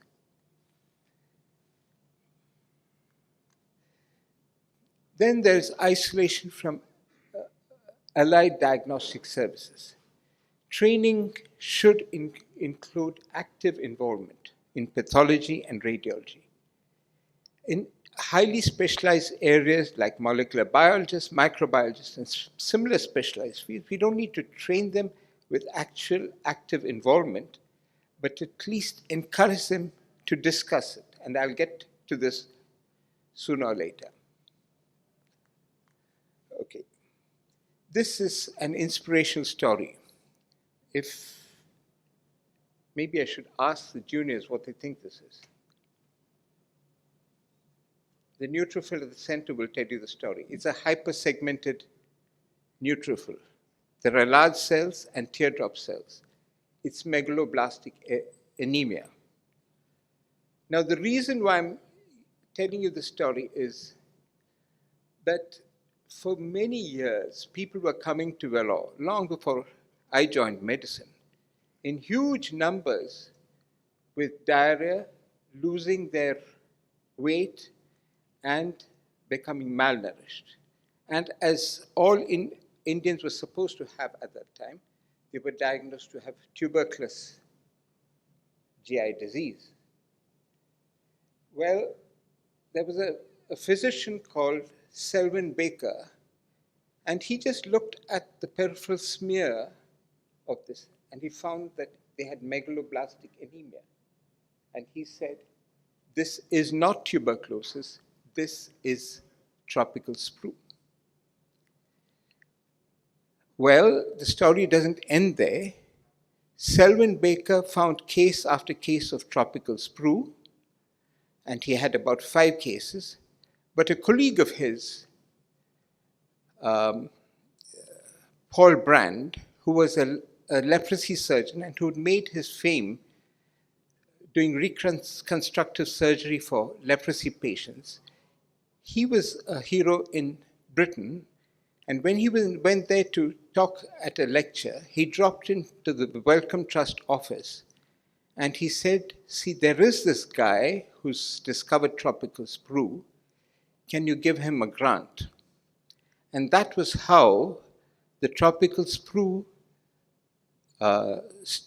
investigation group, the Wellcome Trust group, started in Vellore. And they've got a lot of money to investigate this disease. So they investigate tropical sprue, tropical enteropathy. They found that Indians have a lot of intestinal bugs. Healthy, normal Indians have a lot of intestinal bugs. And colonopathy. So it was a wide range of subjects. Tropical sprue disappeared and they started funding for bacterial diarrheas. So that was how the story went. When I went in, I had not seen any case of tropical sprue because I had just been to a medical unit. And my discovery was quite dramatic too. So this is why I say if Selwyn Baker was a physician, he'd have called these cases tuberculosis. It's because he had wider experience, he was able to talk and think of other things. So the rules of training, as I said, we should include actual participation in certain areas. If our trainees would go to the radiology department and do ultrasounds as a radiology trainee, they would do. We have been looking at histology and X-ray studies as a way of teaching RPGs histology. This was suggested to me by Dr. B.M. Martin. She said, look at the biopsies. So we, with all our knowledge from MBBS days, would look at slides and slowly learn about how to look at histology slides. Dr. Mini Martin did that, and following that, Ramakrishna's wife, who looked after hepatic pathology, she did the same thing. So Banu Ramakrishna and Mini Martin taught us a lot of histology. And the reason I'm doing this is to show you histology slides. Now, the first one, of course, is Crohn's disease. Second is ulcerative colitis. The third is tuberculosis with an arrow pointing to it. Now, if you saw this, you'd say this is Crohn's disease because you've got a granuloma there. But the pathologist might pick up the Langerhans-Janzels and say, hey, this could be tuberculosis. So looking at this, it helps you to widen your experience when you actually do things which are associated with your specialty. So I think our postgraduates should actually be forced to do things like this. Incidentally, nowadays, of course, to decide between the two, we would take a biopsy and do an RT-PCR on them. This is merely to tell you a story about my first case, my first encounter with tropical sprue. It relates to one of these. It's not the one on the top, which is a hydatid cyst, nor is it another to do with the person with esophageal hyperperistalsis or the motility problem, but with a patient that I saw in the village. We used to get sent to the village for those days simply because it was part of tropical sprue. The cases would come from the village. So I used to go to the village 2 or 3 times. And I think training in villages is good for all physicians. In China, they discovered that their agricultural students who spend a year in a village learn about handling the problems that agricultural people learn out there. And I think for our medical students and our specialists, contact with the village is a very good thing. Now, the reason I'm telling you this is I was sent to this village. Okay, thanks. The reason I'm saying this is I had this little boy who came with a huge distended abdomen. And I thought this must be obstruction. So I took him back with us to the ward. I was just 1 week old in the welcome unit. And then I took his plain X-ray abdomen. It looked like this. So I called the surgeons in, and they said, this is obstruction. They said, you idiot, he's passing stools. So I was a little flummoxed. Here's this guy with distended bowel loops and passing stools. So I took up the telephone to Dr. Martin and said, sir, there's this patient. And I heard his voice. Yes, that's a case of tropical sprue. Start him on tetracycline, B12 and folate. And in a week, he was better. This is pseudo-obstruction that occurs with tropical sprue. And that was my first case of tropical sprue. Tropical sprue has since disappeared, but we have done a lot of studies on that. One of the more interesting things was what I did with an MBBS student who hadn't passed his final exam because he forgot to take the BP during the examination for a cardiac patient. So he said, sir, I have 3 months, I don't need to study anymore, but can we do a research project? So we did a study on mice to see why is it that tetracycline works. Dr. Minnie Martin had shown that in tropical sprue, the cells get pushed up further and further up the villi.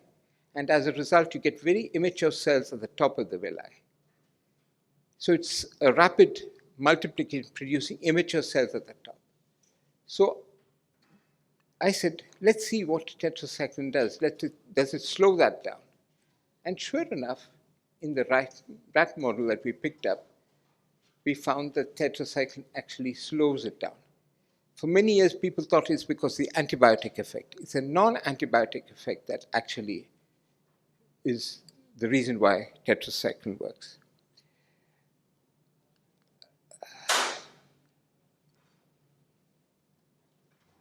Okay, so in areas of specialized information, I told you, please encourage your students to go and have independent discussions with biochemists, molecular biologists, microbiologists, and similar specialized field. And to use this information to help students to plan and design studies. Now, here I must talk again about a situation. We walked around the ward, and I kept talking about how it was so difficult to pick up be sure of a diagnosis of Wilson's disease, especially when the child was a little older. Hepatic cases, we were not sure whether we were doing copper in liver tissue copper, we were doing the cerebroplasmin, and we were still confused. So I said, I wish we had a genetic idea on this. 2 of the students got together and quickly said, yes, this is something that we have to do. They went and met the hematologists who were already doing molecular biology and said, hey, this is how we should plan out this test. And as a result, we got a grant from the ICMR under EPEN, and Malti, you've sent cases too, and so has Jayanti. And with that, we were able to point out the mutations that have. Today, if you want to identify a questionable case of Wilson's, you can send it to any molecular biology lab instead of doing copper weight in the tissues. All because people have done work in the molecular biology of Wilson's disease in India. So please encourage your postgraduates to think of ideas like this and go and meet the persons themselves. It helps their mind to grow.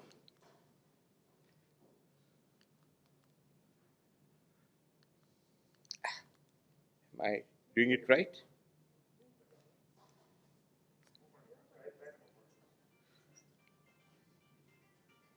No, back, no, now, the other area which we have failed very much in is helping postgraduates to ferret out information and use it properly. Yes, we all have journal clubs. Some guy comes in and reads a paper. But we need to teach them reliable research methods, to tell them about randomized controlled trials, case control studies, and prognostic studies. We need to emphasize the use of controls and the reproducibility of results. I remember one fellow came and said, this guy has said this, we can use this expensive drug to rescue patients with unknown liver disease. So I looked at the report and I saw the name of the chief author and I said, look at his history. This is a guy who's produced a lot of papers, but none of them have been reproduced by anybody else. So that prevented the misuse of a drug again.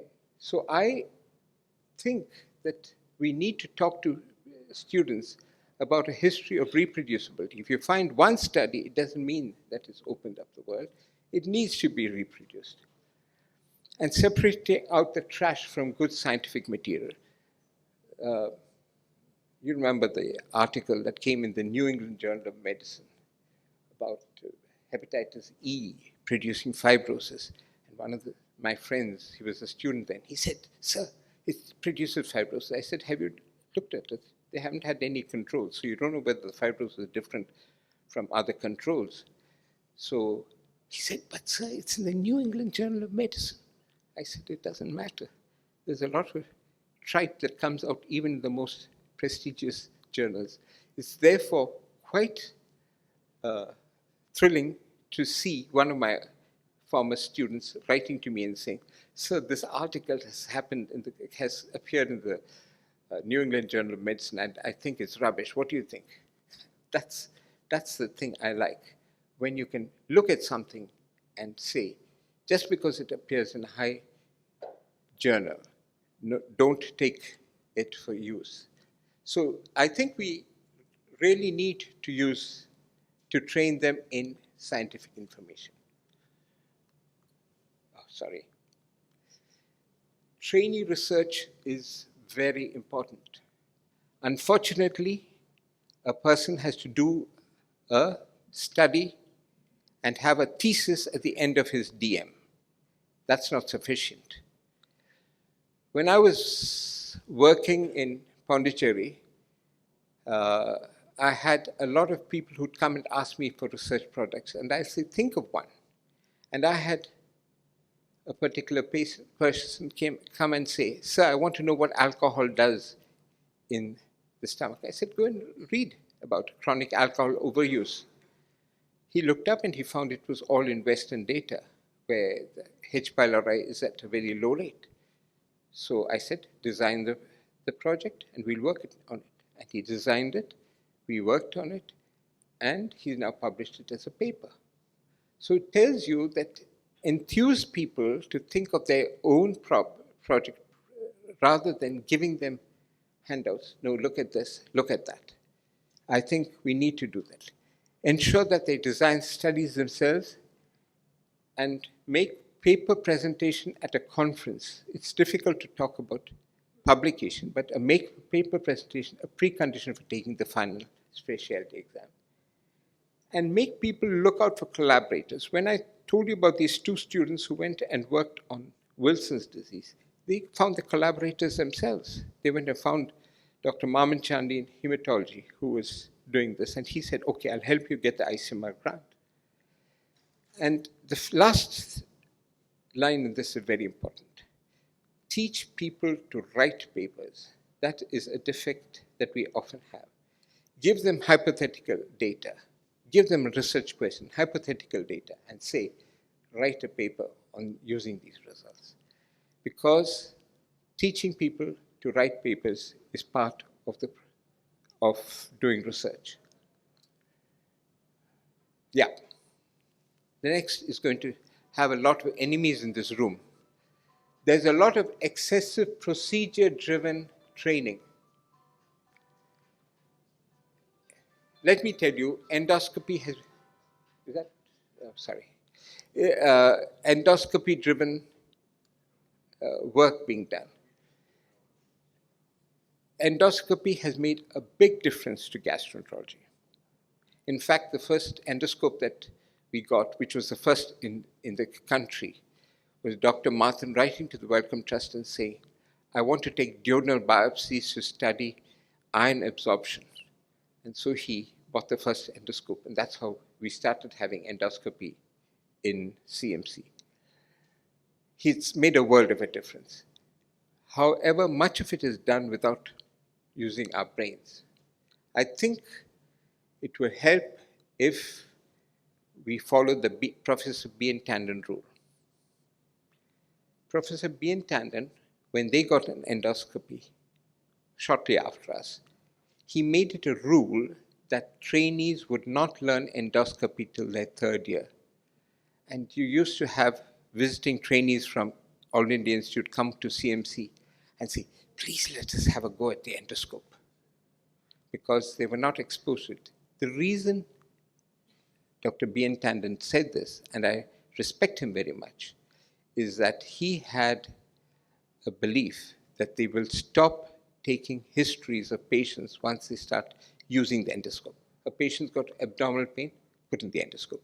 A patient's got constipation, do a colonoscopy. So in order to prevent that, he wanted them to learn how to listen to history. So I call that the Professor B. Tandon rule, and Professor B. Tandon is highly respected by me.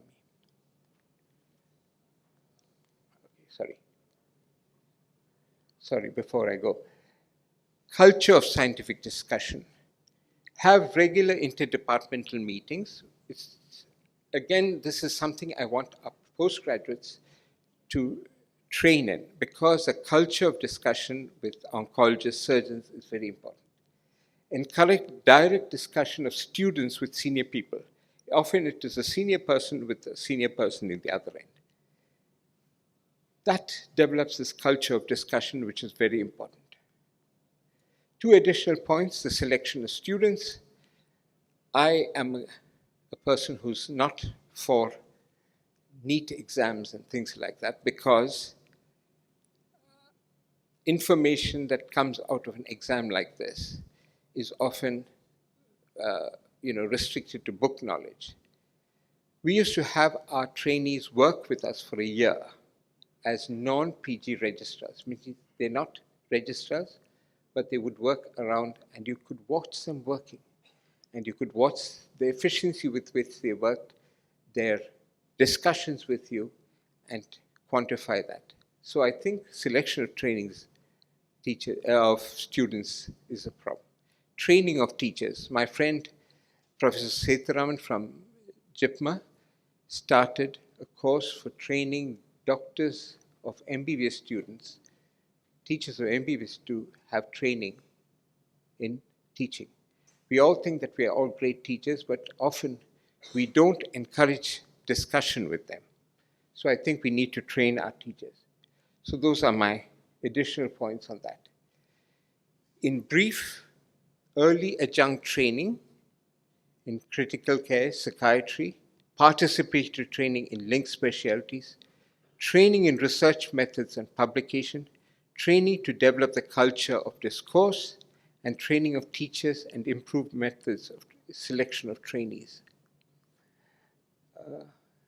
This is the end of the talk, but I shall pass on to the next one. Yeah, this is just for your visual after a lot of things. These are Jane carvings in the district of Vellore. You wouldn't think that you'd find Jain carvings there, but we have huge numbers across the hills, places where there have been Jain temples in the past. Of course, the Jains has disappeared, but this is part of the things, and I just thought I'd touch on that too. Part 2. Again, that's man at fault. Decision making in chronic diarrhea. Sorry. How do you define diarrhea? Number of stools, looseness of stools, or both? Most of us depend on the patient's report. The patient says he's diarrhea, we don't pay more attention to it. I think it helps to ask the patient, is it like kanji, or is it like, is your feces like a soiled banana? But if you're still in doubt, ask them to photograph it for you. This is a girl who was diagnosed to have irritable bowel syndrome and given isabgol, because the father said that she had diarrhea. One harried postgraduate gave her isabgol and sent her home because she seemed to be otherwise well.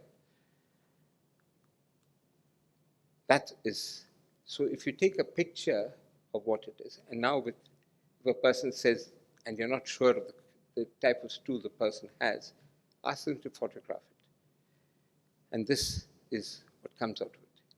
Looking at this, we finally discovered that with a diet free of wheat, all this stopped.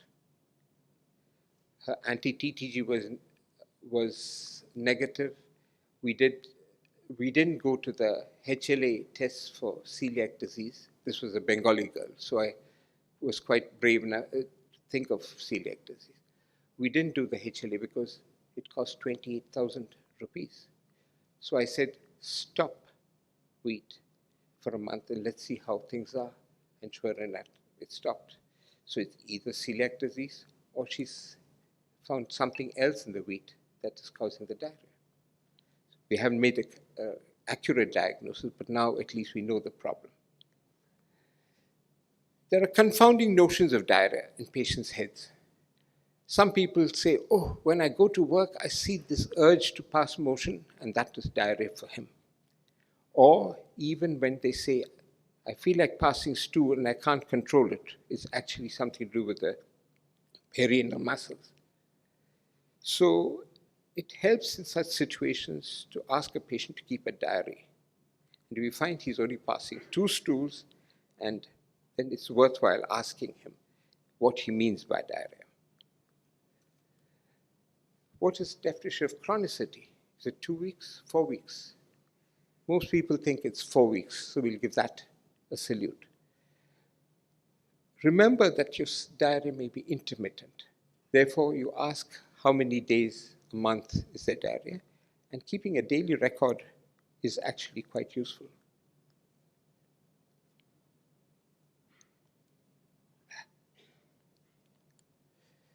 This is an old rule that was taught to us in the old days by Professor B.N. Tandon.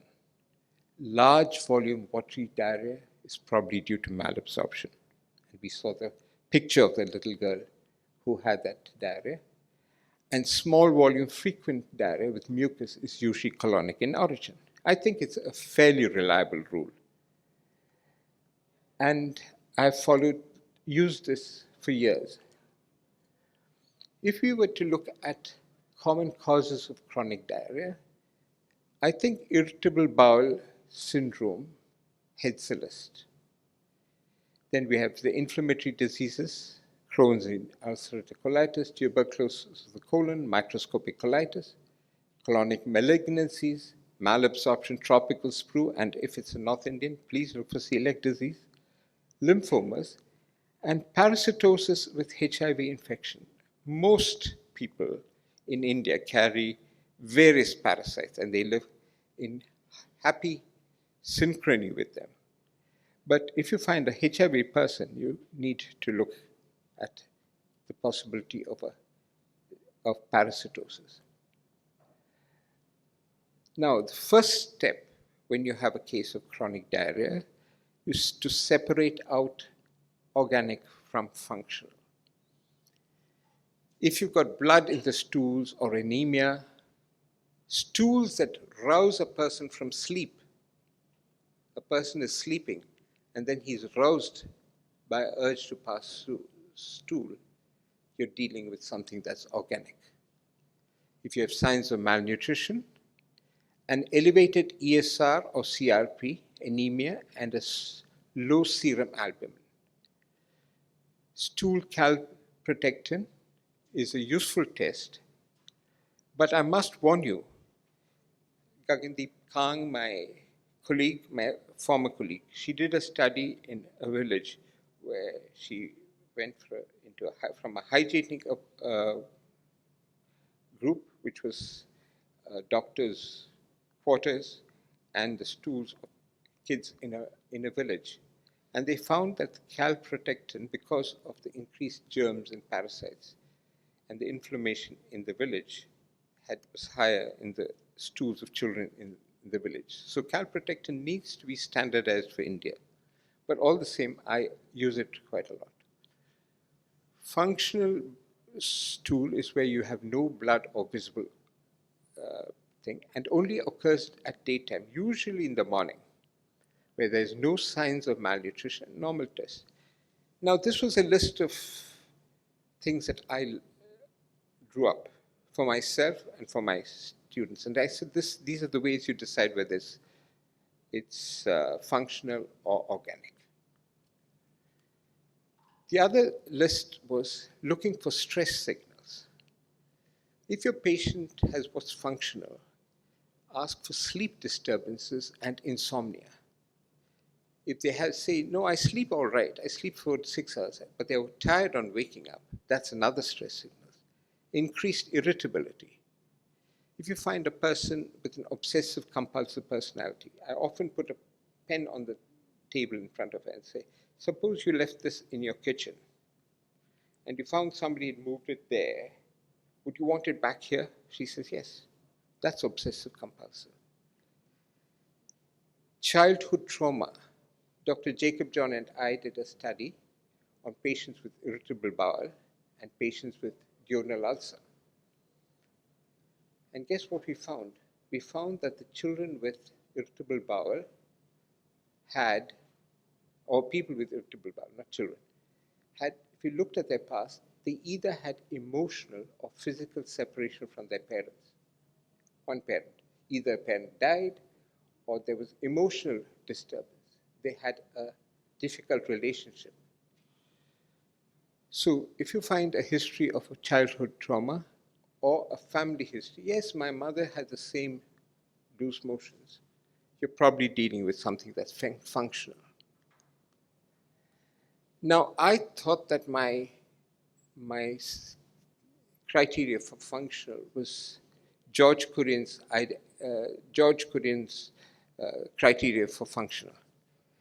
But I found that Michael Camilleri, who did a lot of work on functional bowel diarrhea, says that if you use what's called the hospital anxiety and depression scale, you'll find, especially a question like, I felt tense or wound up, you're giving scores for that. I feel frightened, something's awful going to happen. Worrying thoughts go through my mind. You will find that they are also useful. This might surprise you a little. We are all asked to produce Rome 3 criteria when we want to publish something, or Rome 4 criteria when you want to publish something about irritable bowel syndrome. But it gives you only a sensitivity of 69 to 82%. Well, Michael Camilleri, using Rome 3 criteria in simple tests like ESR, blood in the stools, and useful complaints like a high level of somatization, feeling weak in the hand, a normal hemoglobin, CRP, and no nocturnal passage in stool builds up your sensitivity and your specificity of 95%, which is very good for any test. So the rules for large bowel diarrhea is if it's organic, you can quite easily use simple tests. Look at the serum albumin, is it low? Look at the hemoglobin, is it normal? Is there nocturnal rousing for stools? So you can use these simple tests to pick up functional diarrhea. But if it is organic, you need to do colonoscopy and essential. And as Ansu Pulumud has shown, taking multiple biopsies from multiple sites than just the affected site is important. And biopsy even when the mucosa is normal because you may be handling microscopic colitis. If you find that is negative and you still have a suspicion of an inflammatory bowel disease because the albumin is low or the diarrhea wakes them up at night, do an MR enterography followed by endoscopic enteroscopy. Some people suggest a capsule endoscopy before you do endoscopic enteroscopy. Perhaps it's useful, but it adds to the cost. Many people in the West use MR enterography because they don't have tuberculosis to contend with. I think biopsies are crucial. Therefore, I always suggest getting a biopsy from the affected site. These are the rules for malabsorption. In the good old days, we had wonderful tests called 72-hour stool fat. People collected their stool for 3 days, and they had to take 5 grams of fat each day. We had D-xylose and radioactive B12 absorption in small bowel biopsies. But nobody uses them now, and it's very difficult to find a lab which does it. So we are left with much less. So my present suggestion is that you use fecal elastase. It tells you about pancreatic malabsorption. Look at the blood smears. If there's megaloblastic anemia, think of tropical sprue. If you have suspicion that it's not tropical sprue, look for the serological tests, TTG, anti-endomycelial IgA, or the HLA-DQ-A1, or as I did in the case with that little girl, gluten-free diet and challenge. Parasites as a cause of chronic diarrhea in immunosuppressed cases, yes. The only parasite that I've known to affect healthy people is Strongyloides in the immunocompetent. In brief, and here I hope I've not overshot the time, step 1, distinguish between functional and organic disease.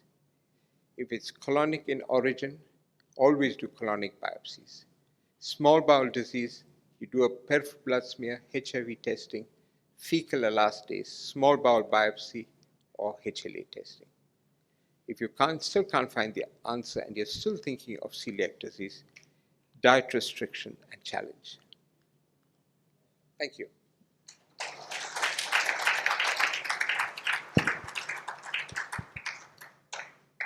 Thank you, sir. My good friend Palanisamy is looking at his watch. So you know how he's enjoyed that lecture. Thank you, sir, for that wonderful lecture. It was very educative for all of us. And I need to share my first experience with you also. I think that was the days when we were coming for our peripheral posting to CMC Vellore. And I still remember very clearly that we land up on the day.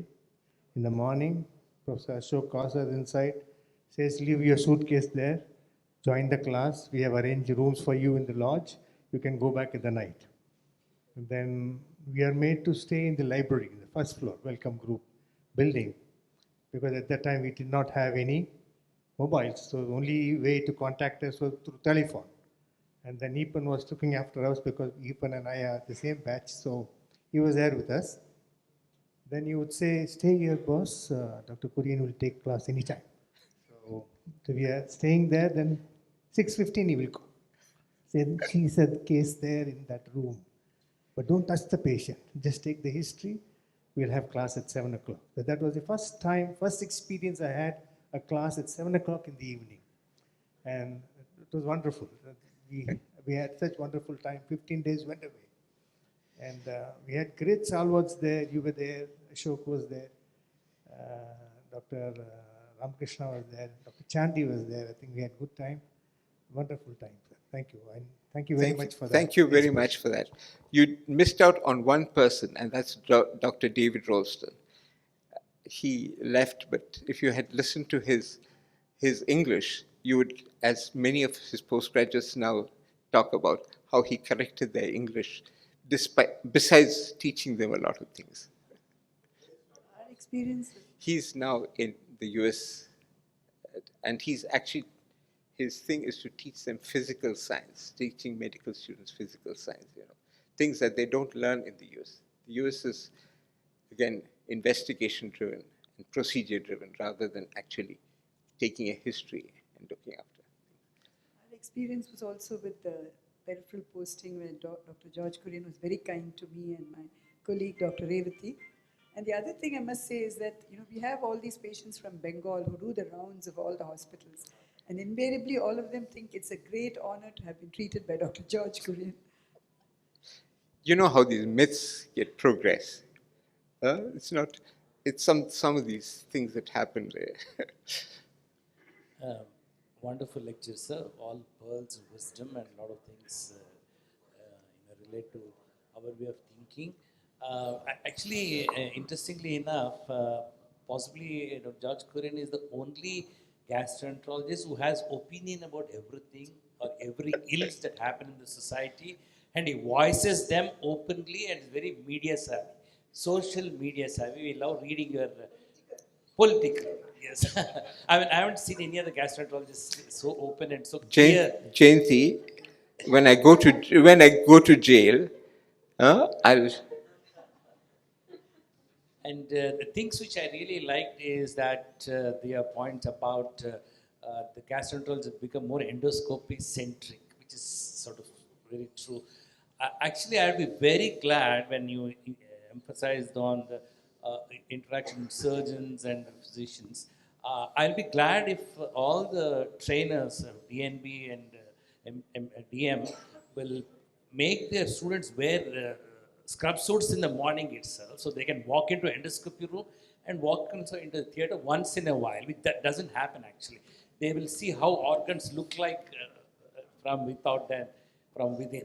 I think that's a very interesting. But only one final point I want to mention, sir, is recently we had an interaction on the social media with an L&T HR person, and he wanted to know what are the criteria do you look into a candidate before you're taking up under you for a job. Then we say the academics, the experience, and so on. He says these things don't matter for us. We have certain criteria. We want to know how strong is this person to form a group, how we can get out of difficult situations, how we'll interact with juniors. Is the crisis in the emergency with a nurse or somebody, how you deal with. I mean, those are some of the areas, because as you said, regarding the NEET exam and other exams, these things are never checked. Actually. We never check any of this. I just want your thought on those areas, how we can. There are some instruments these people have, HR people, to get these people checked before they take them in. Well, if you watch people working, you get ideas about them. And this used to be, we had two boys. They were Gujarati and from North India. Couldn't speak Tamil, but if you watch them work, they would go into the casualty and they wouldn't sort of quickly write something and send a patient. They would be going after each patient. They were selected, and it's a joy to see what they have turned out to be. You see, they didn't get the top marks in the written exam, which was actually my idea, but I don't think the written exam, but you got to see them.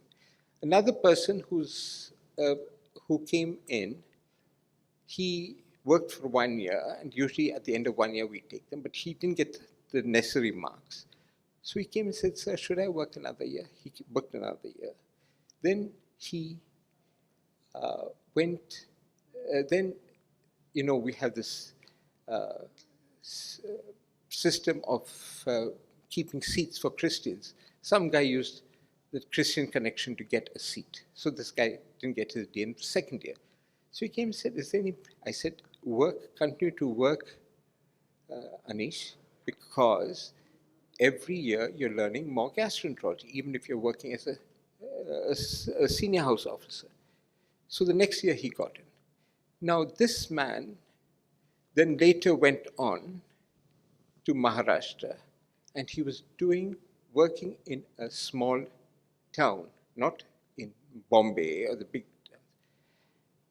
And every time he'd say, the people would spend their money and get all the necessary things done and finally land up with him, because they knew this guy will go to some drug company and get some money for the patient or do something else, etc. So Anish is doing a wonderful job in Maharashtra. Somewhere along the way, he got the bug to go to the USA. So he said, "Sir, I've had a telephone conversation with this professor, and he's willing to take me on. Could you give a recommendation letter?" So I wrote a letter and said, because his brother was in the IT industry in America. So I wrote a letter and said, "I don't know why this fellow wants to come to America. He's doing such good work in Maharashtra." He said, "I didn't even bother the professor again. I didn't go there." He continues to work in Maharashtra in a village, in a small setup. It's not a big town. Recently, there was a case. He said, "So how do I handle?" He often writes to me, "How do I handle this case?" He has a patient with chronic pancreatitis, lady who's pregnant. I said, the fetus is only 12 weeks old. Get rid of it. His wife, she's a tough Haryani woman. No way. This is a precious child. They've already lost 2 children. We jolly well keep this pregnancy going. So he put in a stent to reduce the pain. He used medication a little and delivered a child at the end of 9 months. That's what I call true dedication. And, that's the sort of spirit that comes out of working in that sort of society. His wife, who's an logician, had worked under some of the CMC professors, and she wrote to her professor.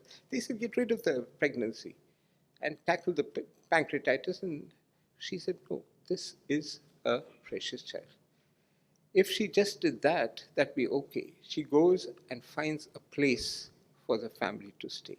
That is what I call dedication. That's what we really need, the sort of people who can be stimulated. So I have no regrets in having sent that letter to America saying, "I don't know why this guy wants to go to America." May Dr. George Kurian started his talk by wondering why he was chosen for this award.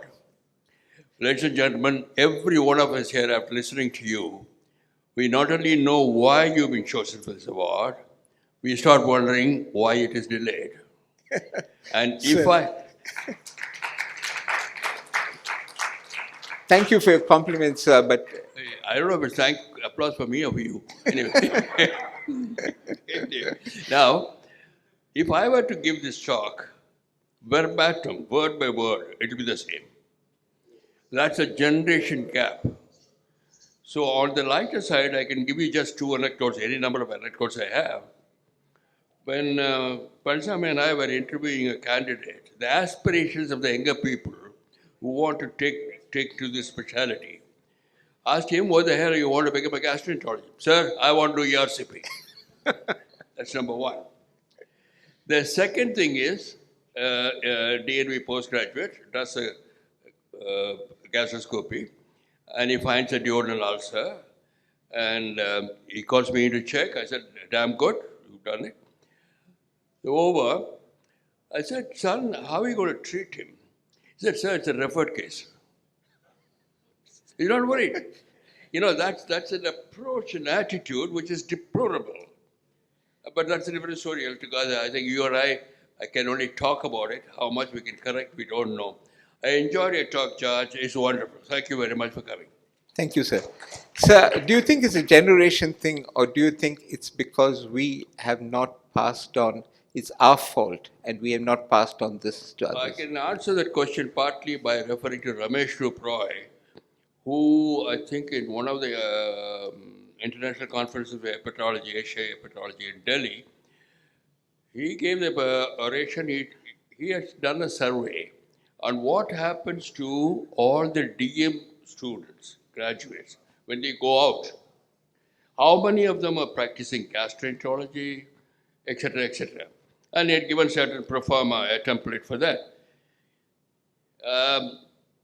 I know nobody will be surprised here. 70 to 75, I don't remember exactly, were living only on endoscopies. A small percentage were generalists, they read everything in gastroenterology. A minuscule was doing hepatology. And those who were academically interested were only in the teaching institution. You can't find them outside, because outside there is lucre. Inside you and I have been in the institutions which pay you a very limited salary. And so that's all. You've got to be satisfied with that. This is the reason why there is a craze for anything that gives you more money than satisfy your intellect. Sir, you and I don't know, I'm sure all of us have realized that there's a limit to, in fact, there are studies which show that if your basic needs are met, healthcare, etc., anything more doesn't bring you any more happiness. It's really Maya. That is. Thank you, George, for that wonderful talk. We call him as GK, no? In CMC, when you join, first thing is you're not supposed to be calling anyone as sir. So Chief, Professor Martin would be called as Prof or Chief. And he would call Chief as Chief. And for us, he was just a GK or AC or BSR.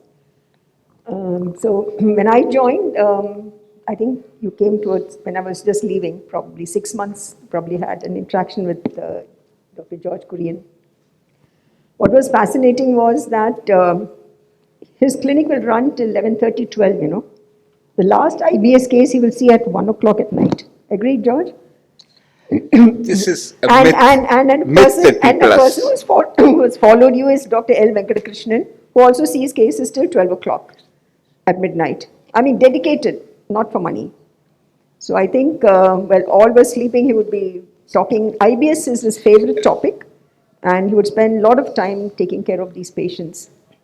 And of course, as a trainee, I had to do an endoscopy on him, you know. That experience, I think I should tell. And I'll tell you the story about how Jayanti did endoscopy. When I was in Britain for a short time, I had pain that roused me up at night at 2 o'clock, and I was sure this is a duodenal ulcer. I went to the gastroenterologist there and said, "Sir, I've got this." He must have looked at me and thought, "These Asians come here to get free endoscopy." I know. So he said, "Do a bare meal." And after that, he looks at bare meal. "Yeah, that might show it." I said, "Why didn't you do an endoscopy?" He didn't say anything. And in England, you can't go and buy H2 blockers from the pharmacy. So I used to get magnesium trisilicate and keep swallowing that every 4 hours to keep the pain down. When I came back, things had settled. The ulcer had probably healed a lot. And then it recurred again. So I wake up in the morning and I go to, and she's training. I go to the unit and I say, "Jayanti, do an endoscopy on me." She calls up, "Rama, GK is here. He wants to have an endoscopy done."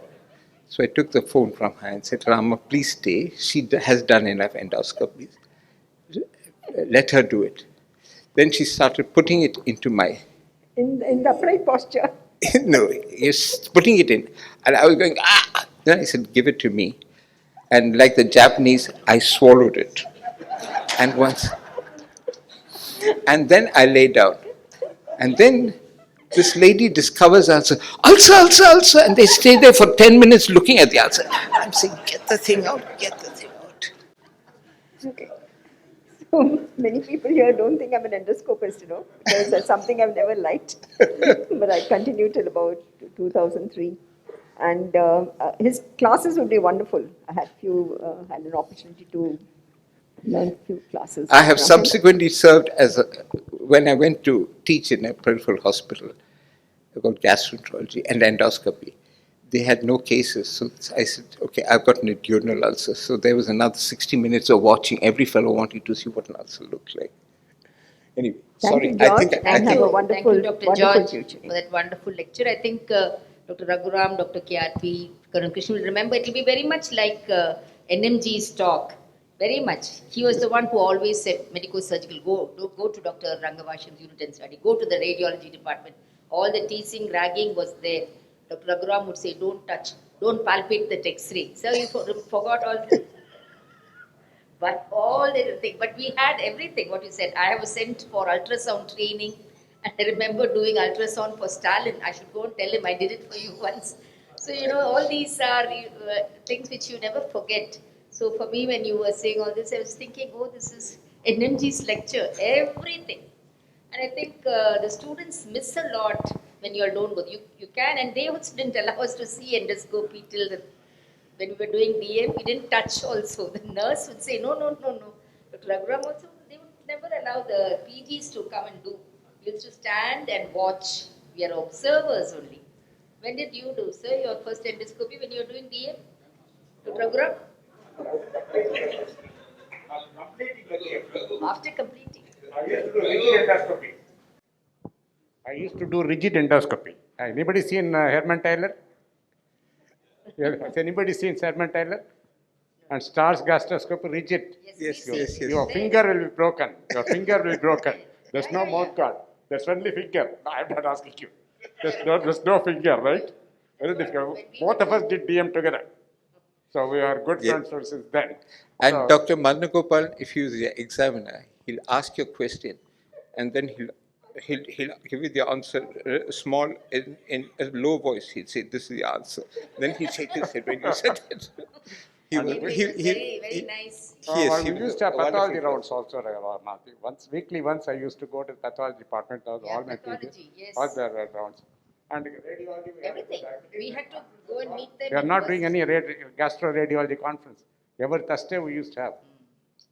All that. I think it was very good. Thank you, Dr. George. And many of them didn't take the starter also because your lecture was so good. That was a starter for them. So they are all ready for dinner. And now that we are sharing our lighter moments, I'll tell you one thing more, Joy. PJ Chandigarh, Olympus Scope, the first one has arrived. Subhash Naik, Sohanlal Brewer, and I was a postgraduate. Those two guys were. Brewer was one by senior. Subhash was in the faculty. So we said, we'll pass. Professor Chitani walked by. He said, you guys want to learn this? He said, yes, sir. Each one pass it on the other. Let's see. So I could pass it on Subhash, and none of them could pass it on me. So I went and told Professor, I said, sir, I am the better endoscopist. Because no local anesthesia, no diazepam, no propofol. You just talk to the patient and shove it in. That's all it is. Yeah. Thanks a lot again. Sorry. Thank you. I think we hand it over to Dr. Ubal.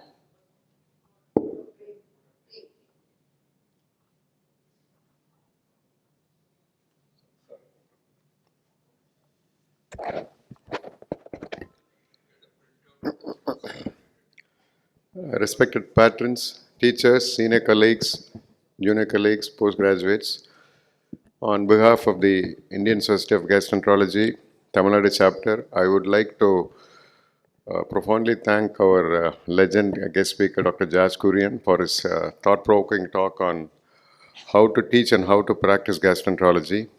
I'm sure that we could see all our senior teachers sharing their experiences of during that time. Thank you very much, sir.